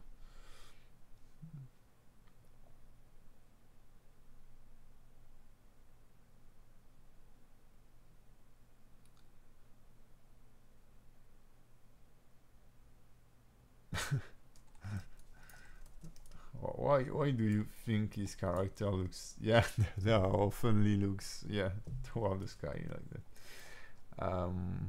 Yes, thank you, Freudian. Thank you for your support. And I'm happy you secretly love me more than him. But he's a very nice guy. He helped me very oftenly when I'm struggling with sculpting. I can drop him some mail. Generally, I discuss with him and with Jim Moran, which is an awesome awesome artist too. So here I can't really see what I'm doing. That's, so it's there front too. Okay, let's go full here. So this is the fun part.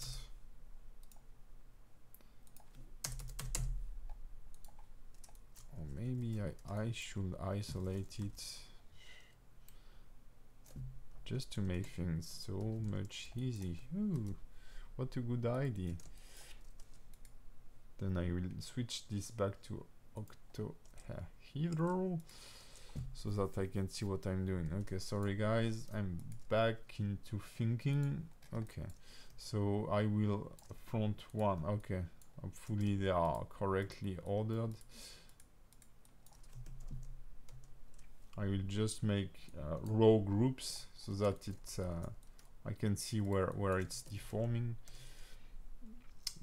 The 3, where is number 3? This is the default one. The front. Why it does have influence here? That's very weird. Okay. So now that this is very raw, well, it does deform decently. That's crazy.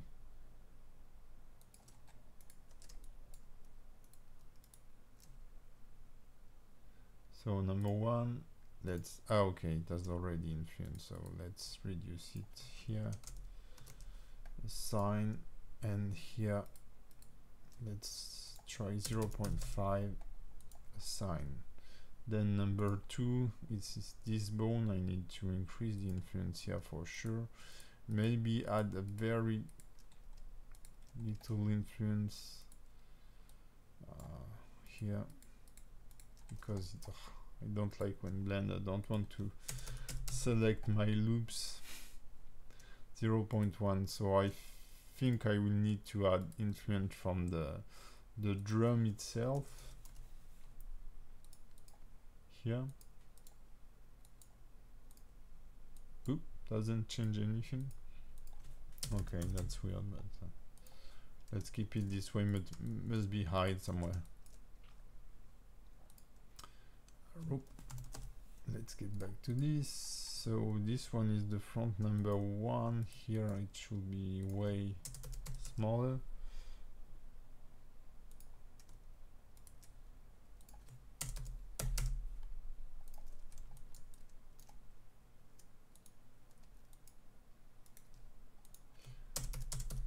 So yeah, whatever you think you like or not,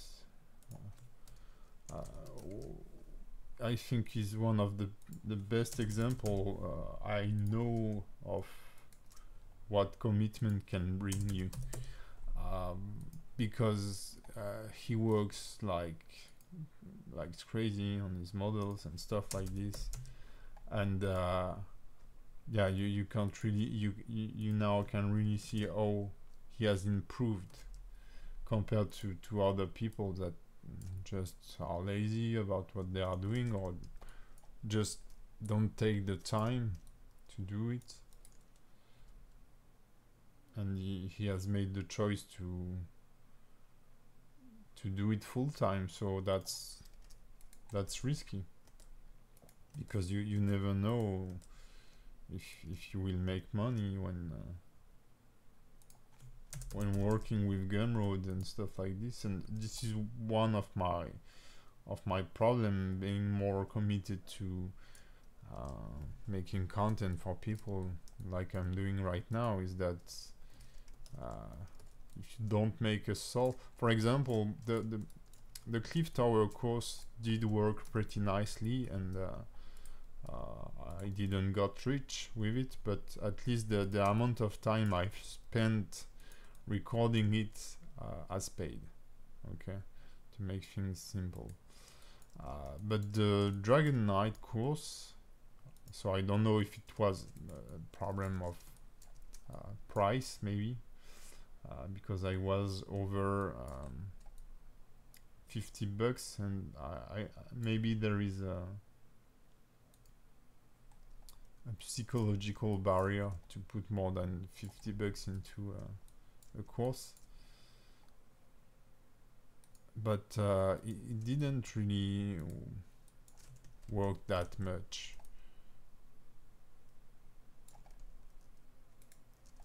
I mean, it's working, that's fine, but wasn't a big success. While I do believe it was expected from people when I was talking about it, showing some content and stuff like this. So So you never know. So saying, okay, tomorrow I start a YouTube channel and do it every day is very cocky, let's say.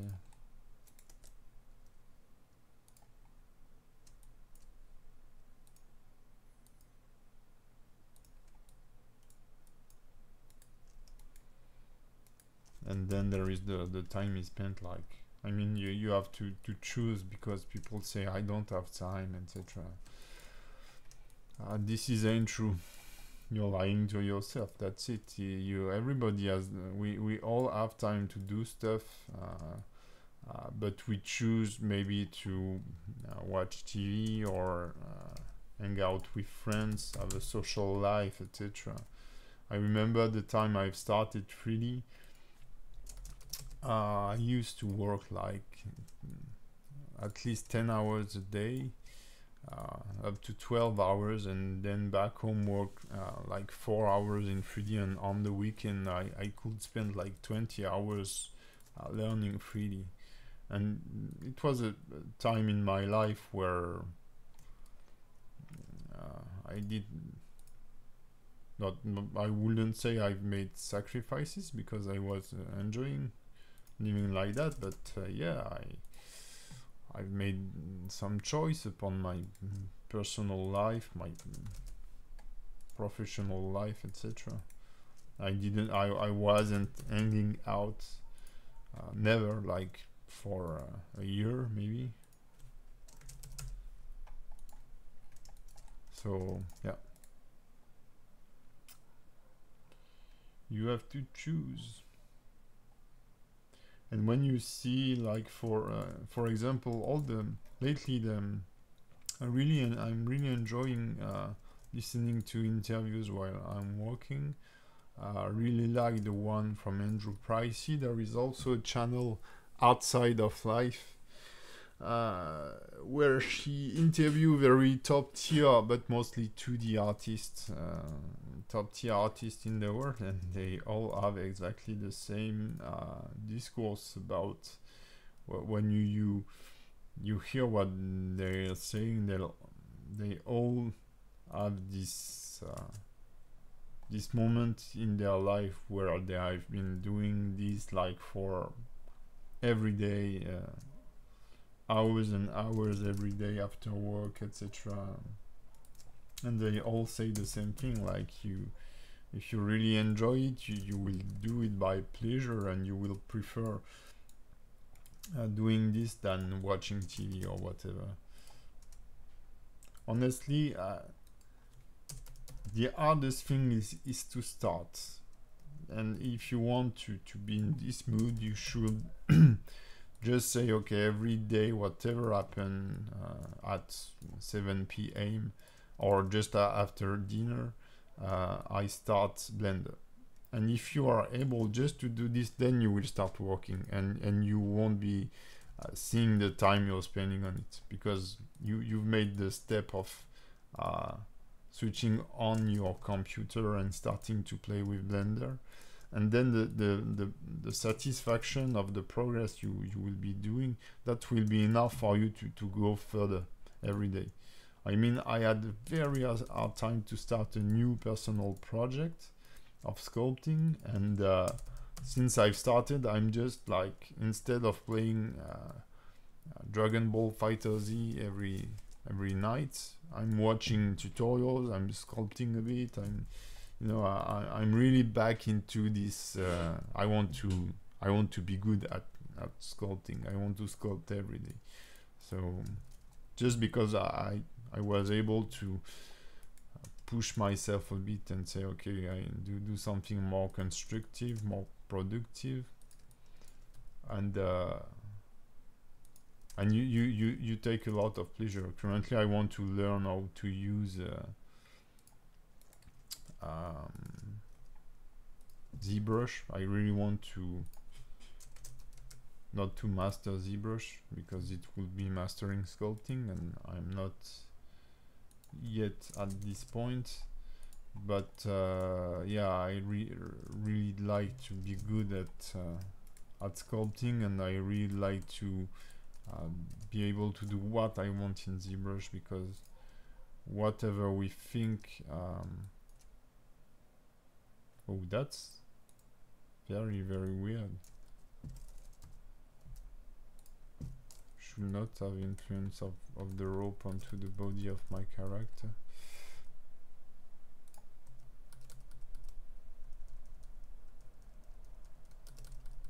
Okay, should be okay.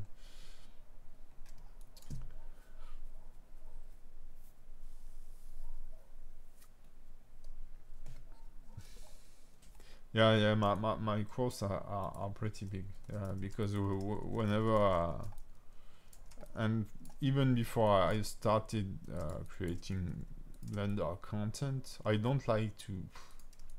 I'm not the kind of guy that makes you know, short projects.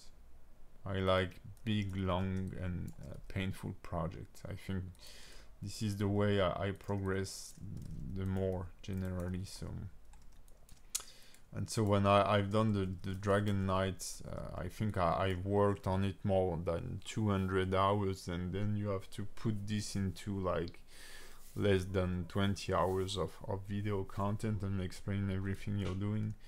So yeah, for example, the Cliff Tower, I think I've worked like 150 hours onto this project. Maybe a little less, but yeah, with the production of the video, etc., it's nearly 1 month and a half to 2 months of work to output. I mean, full time. Okay, not so like you're not making any money. You're not freelancing, or if you have a job aside of it, it might take you like 5 or 6 months to output a course. So, and so they are pretty long. Yeah, I like to go in depth into what I'm doing. So, and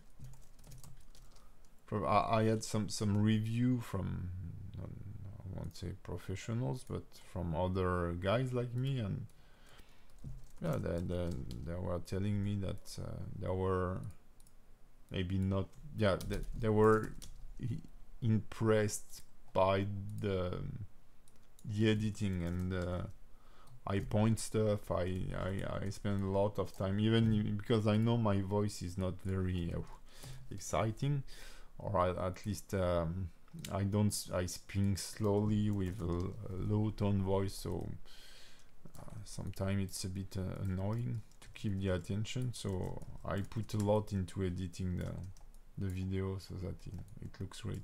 So I think we are done here. That's crazy.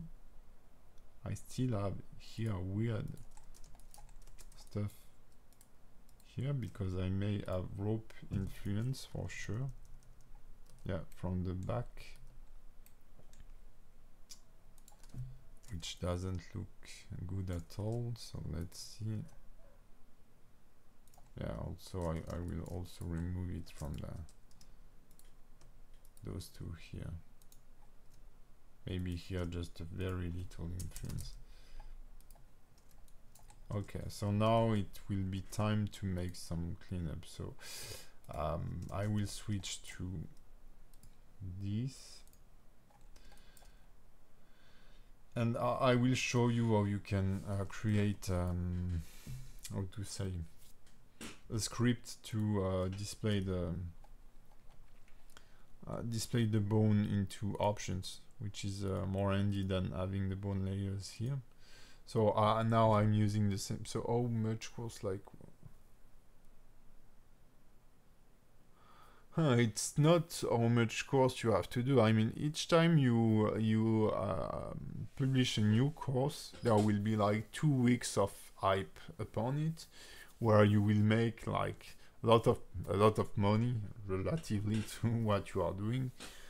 I think, like, if you see Gleb Alexandro, for example, when he output a course, and lately they have made the space VFX stuff like that, they have sold like thousands of copies, and there were two. So they've generated maybe, I don't know, but I will launch a price like this, I don't know, but maybe $100,000 from those sold. So if I was the only one to do this, one per year will be way enough for me, okay, to do so. And plus you still have income in times. Generally, when I publish a new course, the old one, I make a few more souls, because you're suddenly in light. You know, you get trendy for the time your product are trendy. So but it's not like you're publishing something and you will make a lot of money and then get to the next one. It's something that you do on the long run, because I think that in 2 or 3 weeks of the release date, I make like half of what I do with one product over a year. Meaning that this product over the 11 remaining months of the year will do as many sales as I did with the during the launch months. And then you have all the all the sales and events that enlight your product. I mean, there was sales for the spring here that really pushed my sales a bit compared to the basic rhythm I have on the year. So currently the thing is that you have to build an audience. You have to I mean, I don't have any doubt that now, for example, I've started before him, but for example, Jan, I think now he's making way more money than me through Gumroad and stuff, through selling his course, because he has like 5 times more followers on YouTube, for example, and he's growing way faster. So I think he has reached the threshold, and maybe he will be able to live from his souls by now. I think, and I think he was already, but maybe live more comfortably, because I'm not that young, and I don't want to get back to the point where it was difficult to I've never met a situation where it was difficult for me to live, but now I'm comfortable, let's say. I make my money. I live in a cool apartment. I have a car. I mean, I have the very basics, but I'm not afraid by tomorrow. Generally, I have work for months, which is pretty nice as a freelancer, pretty comfortable. So yeah, maybe in 2-3 years, maybe there will be a time where just selling my product on Gumroad will be enough for me to live.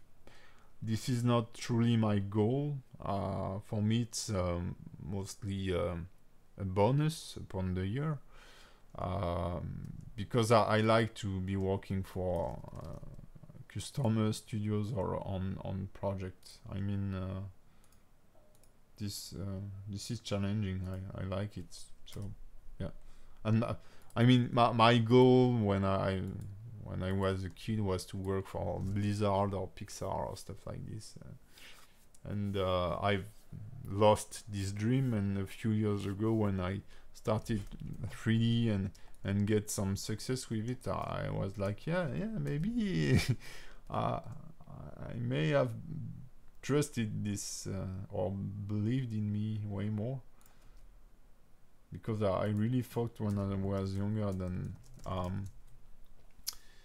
3D was something for the elite artists. That was very, very nerdy and very you need to be super clever while you can learn anything. I mean, it's just a matter of time, and it's the first year is very difficult, or at least the 3-4 first months. But once you are able to handle the software, and you can, when you handle the two and you have just to focus on the very 3D technique, then your progress are huge. So yeah, Okay, so let's organize this a bit. So what I will do is that, so I don't do this anymore because I have a template, but I want to show you something. Oh, it's not very beginner level. I wouldn't agree. I think people, and when you're saying this kind of thing, is that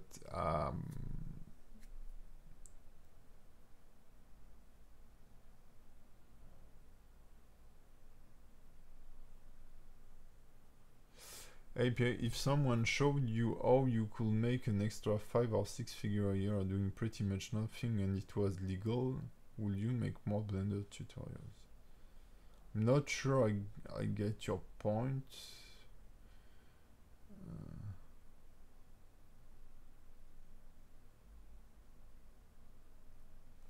If I could be more committed to creating content for Blender, maybe yes, I will do. Another thing is that I don't like to redo tutorials on things that have already been covered before. I prefer to do in-depth course where I do believe I can cover everything about it.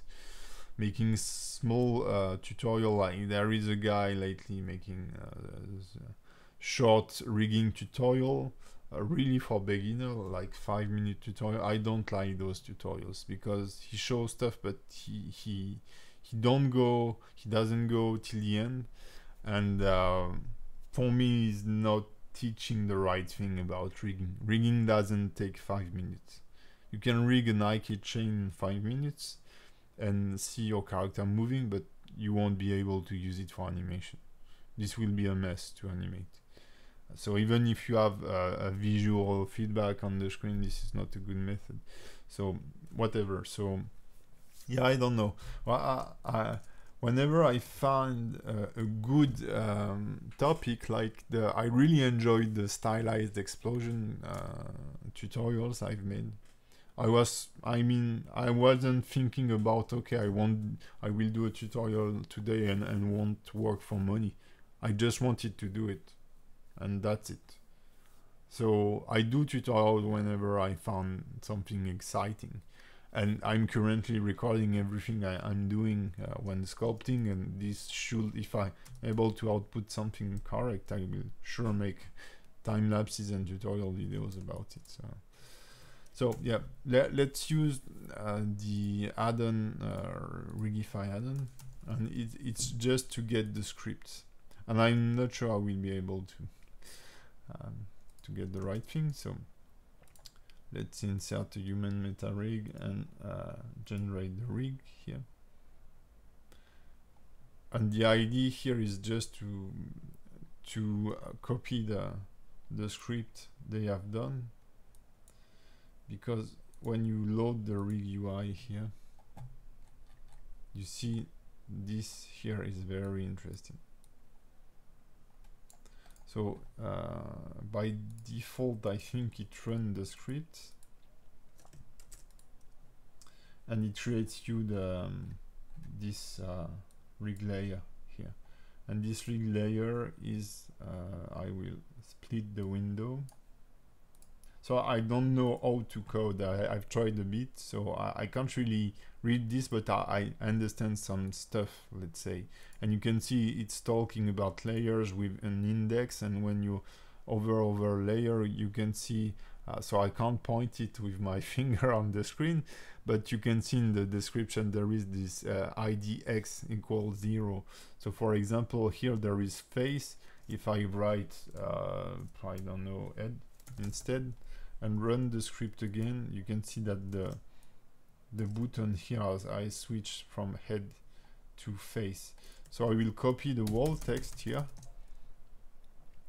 I will get back to her. Hopefully it will work, and I will create a new stuff.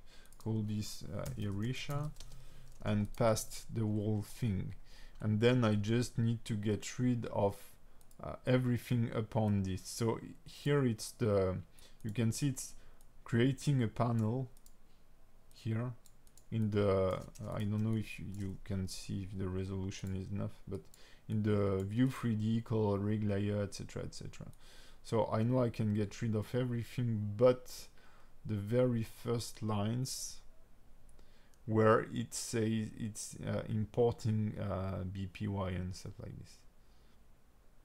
So I think I can get rid of everything but the import BPY, which will currently launch the script, I think. And then you have to close it. I think I will try. So yeah, I have an error message. Where is the console? I don't use this.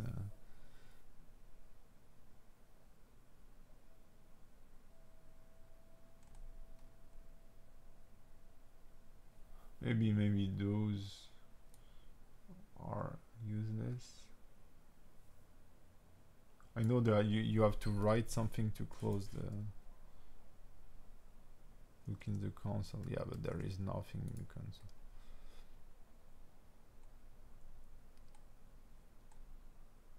So maybe I have forgotten something like this. So I will open the one I'm currently using. So for example, for this character, maybe she has one. But you see, it's the same thing. So import BPI, yeah. So I don't know. I think I just forgotten something in the end.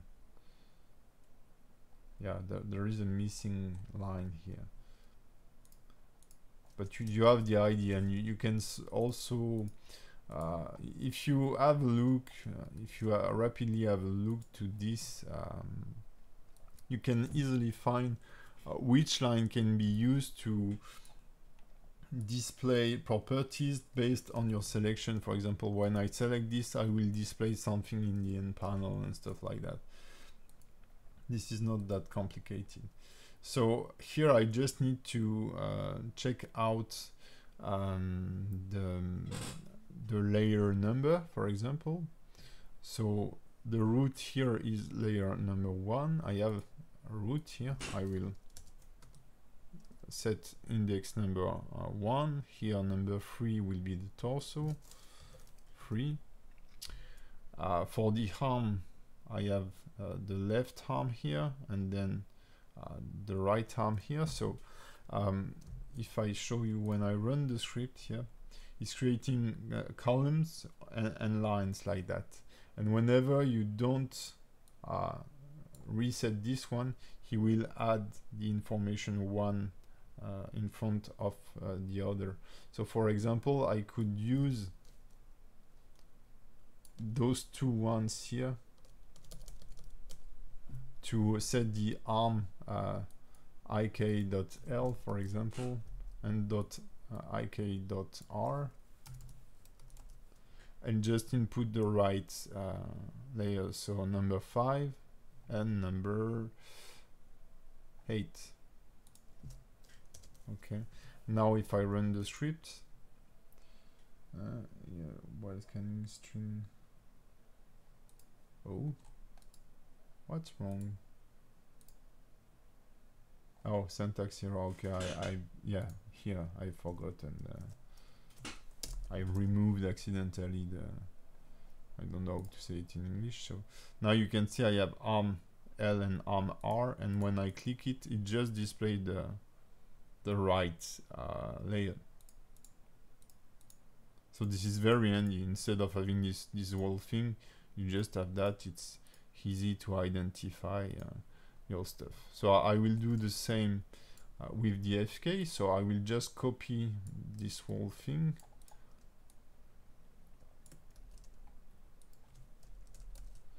And I will just set it like that.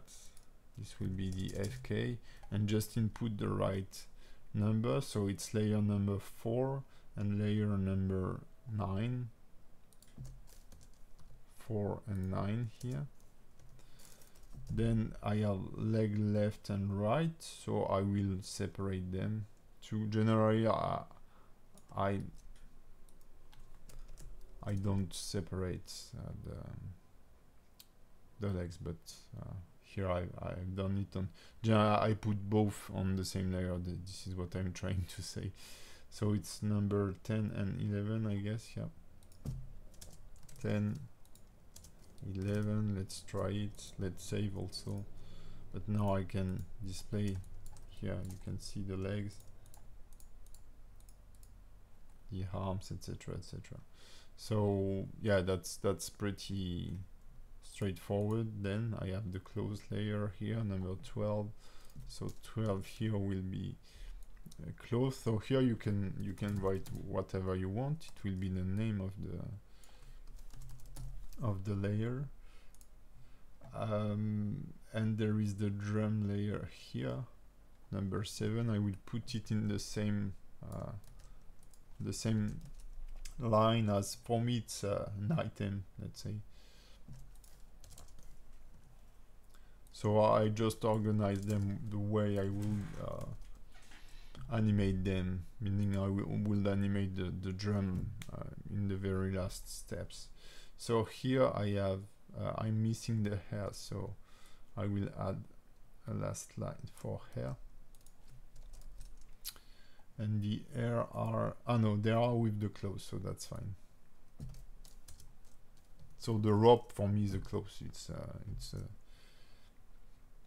So I think the root bone is here. I think she has all her control. So the control tweak here, I don't use it, so I don't need to put it on a layer. And then I will do the same for the turtle bones. So let's see root turtle here. So for example, this hair here will be the turtle root, and it's the layer 17. Then we have the tail that I will put in the end. The torso is number 22. Turtle torso is layer 22. Then I have front legs and back legs. So let's do it here. 23 and 24.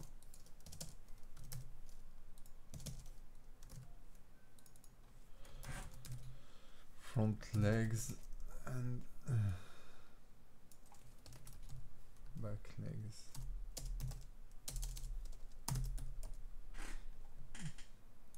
Oh, by the way, Ambu, it's nice to have you with us. I've just shared your tip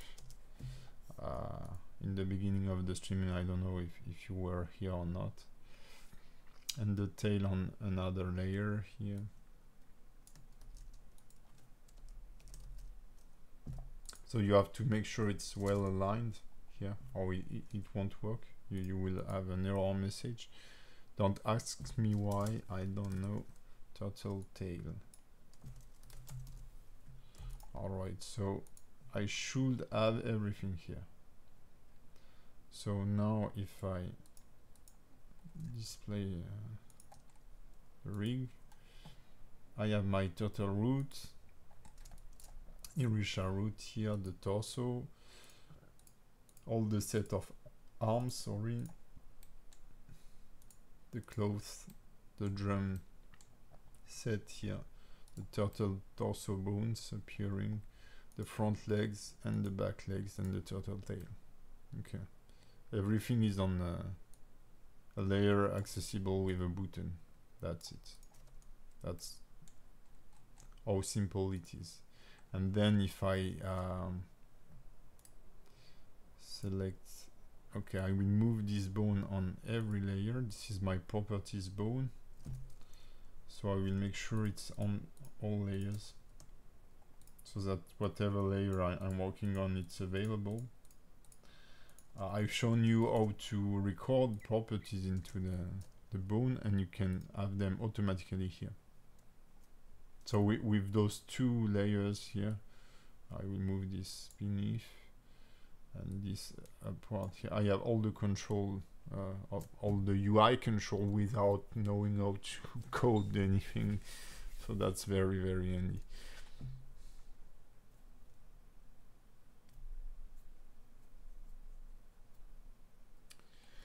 Alright, so now I want to show you the keying set. I think I've shown this to you in a previous tutorial, a previous training.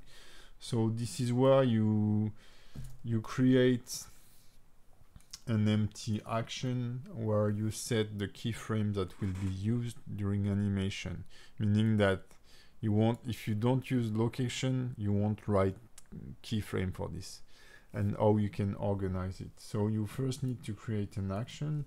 I generally call this a keying set. Alright, and I will create a fake user, and I will first insert all properties keys here,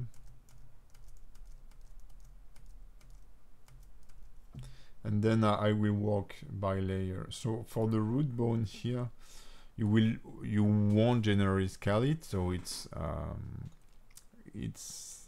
locked here, but I can set lock rot keyframe here. Then I can switch to the torso.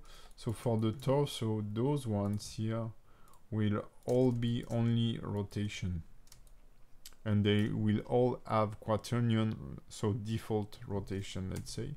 So I can set rotation here, hide them. This one will have both location and rotation, but it won't have any scale, so it's already how to say, locked. For those, I would generally I just play with the location. You could play with the rotation and also the scale. That will make sense to when they are pulling out, maybe to stretch them. But honestly, when animating, I'm only using the location to make the follow through animation and the bouncing animation. So I will lock and copy all the setting to selected, do the same here, and then I will set a location keyframe. Okay, so now you can see that I just have the wanted keys here. For the torso, I have both location, etc. Now if I want to change the order, for example, I like to have the torso controller upon the chain, and then it's from hip, spine, chest, head in the end. You have to press the page down arrow to move it in the stack here, and this is pretty handy. So for the poles, so then and you can see why creating bones group is important, because it gives a color to your stuff here. So this is the IK controller, which will be rotating and have different location. So let's set lock rot, hide it. This bone I won't be, I think it's the control arm, yeah, but I don't use this technique anymore. So I will move this to the MCH layer. Now I got back to poles because the behavior of the arm is better than doing those things. So I will add only location for the pole, because if you rotate it, it doesn't make sense. And I can lock it. So do the same here. Same for here. I forgotten the lock rot. Okay, H. So maybe make it bigger like that. Okay. Now for this bone, I will be only rotating on 2 axes. Okay. So I will select both and set a rotation key. And now into this, you can see he set the free rotation by default. I will get rid of the Y Euler rotation, which is useless. Because if you set a keyframe like that, insert single keyframe and then insert keyframe, there will be like floating keyframes, I don't know, but they won't be linked to the bone you're working on.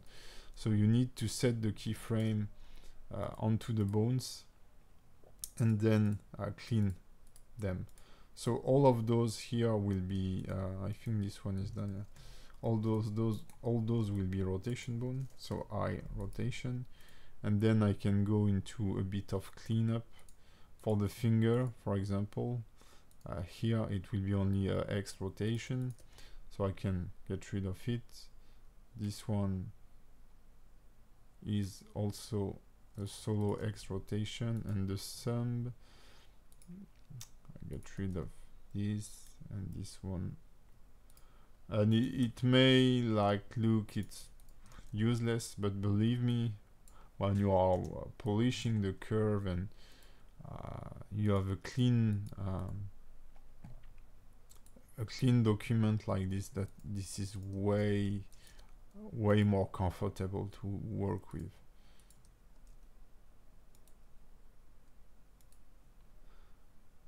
So I will just show it to you like this. Okay, so let's say I'm done. Now I want to, let's say, move those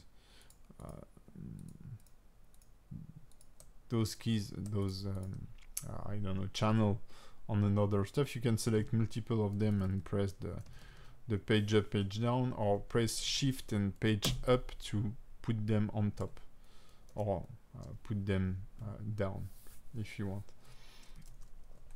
Okay, so yeah, so I will do this for the whole character. Rotation here. For example, those I will switch to simple rotation. Those two also here rotation. Sorry. And for this one, you should be rotating only on the Z-axis, like that, because you can't bend your. When you try to bend your arm like this, it's the elbow doing all the thing, and the rotation came from the shoulder joint. You can't rotate this part of the arm in any other direction. And also you may think, yeah, you can rotate it on the y-axis, but it's only the end that is rotating. If you put your hand here, your elbow doesn't rotate at all. You change the direction of your elbow and it's pretty limited. If you want to try to rotate your elbow by 180 degrees, it's nearly impossible, because it all comes from the shoulder. So we could switch to Euler rotation, and using only, so here I believe it will be the Z-axis. Okay, but I found that I prefer to keep the quaternion rotation, because sometimes I cheat on the rotation, and the fact that you can make weird rotation, unnatural, allow you to align a bit the bones and fake something that looks more natural. So I will keep it as a base quaternion rotation. So for the IK here, legs, I think I've already made the cleanup. So yep, I can set a rotation key and get rid of everything but the X Euler rotation. Here this one can move and rotate, so it will be a lock rot. Here, fine. Those can rotate only on one axis, only on their local X, and the poles will only be moving in location. Okay, and I set a rotation, so yeah, location. Okay, so for the clothes here, it will be, I will lock everything and set a rotation. Here rotation 2, lock this, rotation, I rotation, sorry, because in French we say E, like the E in English we say E. So For the drum, I should be able to move it and rotate it, so it will be a lock rod. And for those tweaking stuff, the fact that you rotate them will make the rope rotate a bit, but for a rope with a cylinder shape, it doesn't really matter. And this is really for tweaking sake. I don't use this kind of bone very often, so I will just set a location, won't set any scaling here, and I will log those. Copy all to selected. Where is it? Okay. Oh, it didn't work. Okay, now it should be okay. All right. And for the turtle, that's gonna be very fast, so it will be a lock rod for the root bone here.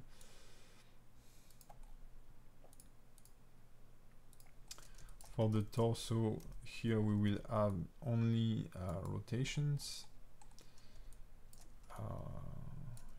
Eye rotation, but the torso controller, if I can find it, yeah, this is one. This one will also be able to move. I can get rid of the scaling here.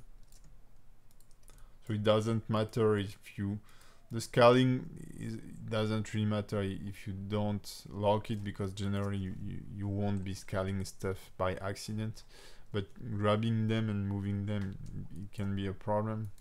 So that's better. For the jaw, I think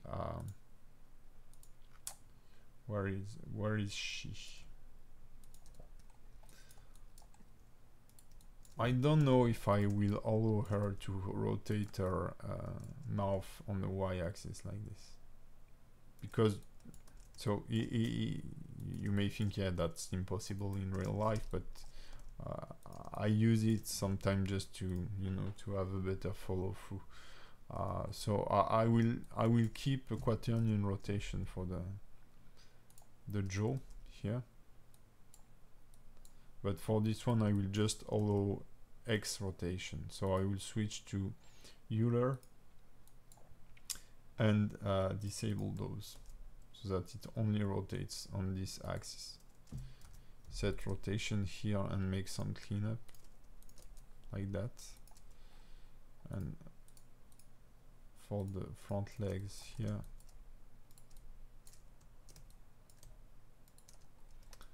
we'll set rotation keys, so I can work on the back also. Eye rotation. So you don't need to do this for each animation then, don't worry. You do this once and that's it. Eye lock rod.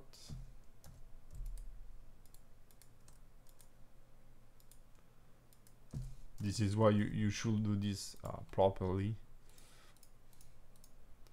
and so that then you're set to work faster. These are shoulders, yeah. Okay, let's keep the quaternion rotation.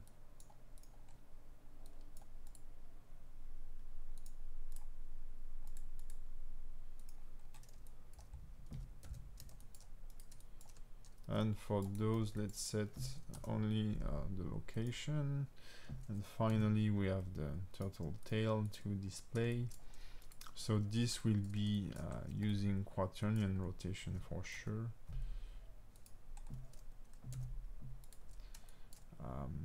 Where is the spine controller? I should have used two different layers for the tail.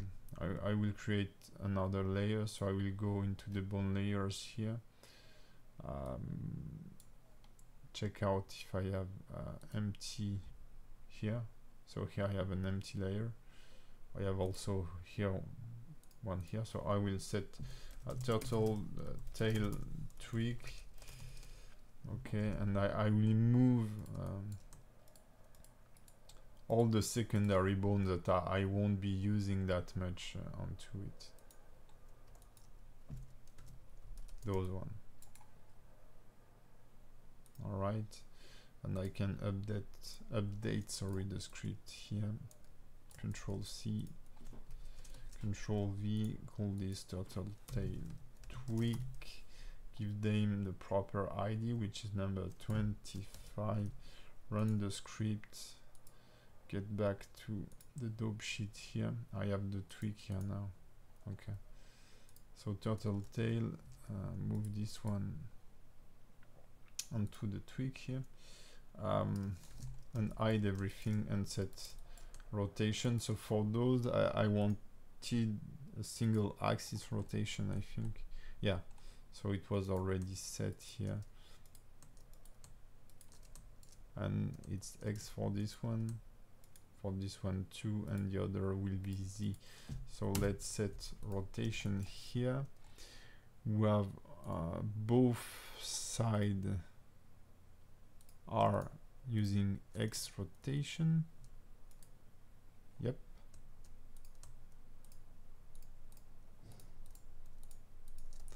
And the vertical one is using Z rotation here. Okay.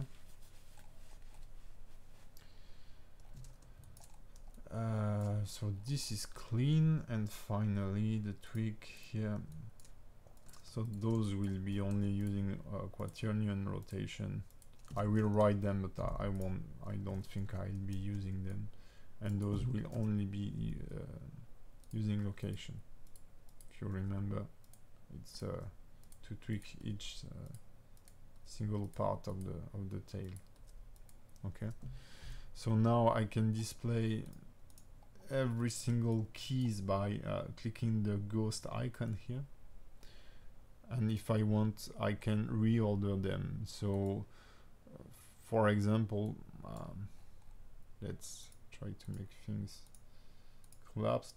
So this is why you can see the importance of the groups, because you have colors that will really help you to manage with the order. And then I like to reorder them by following the chain more or less.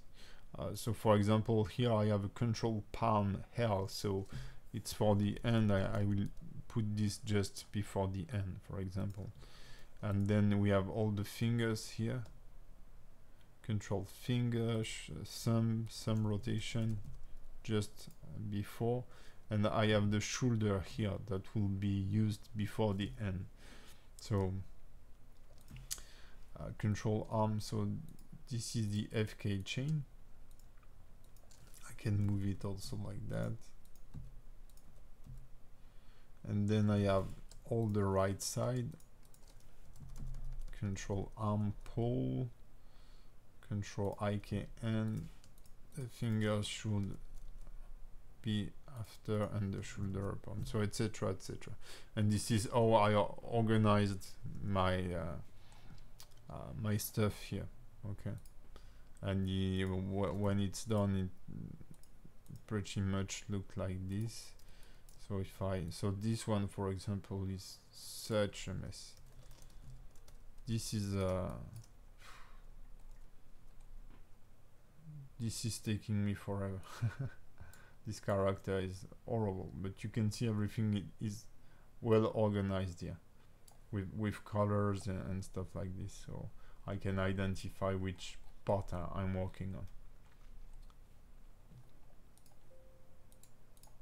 So I will save. I will I think I will just stop here, because I mean, everything is done now.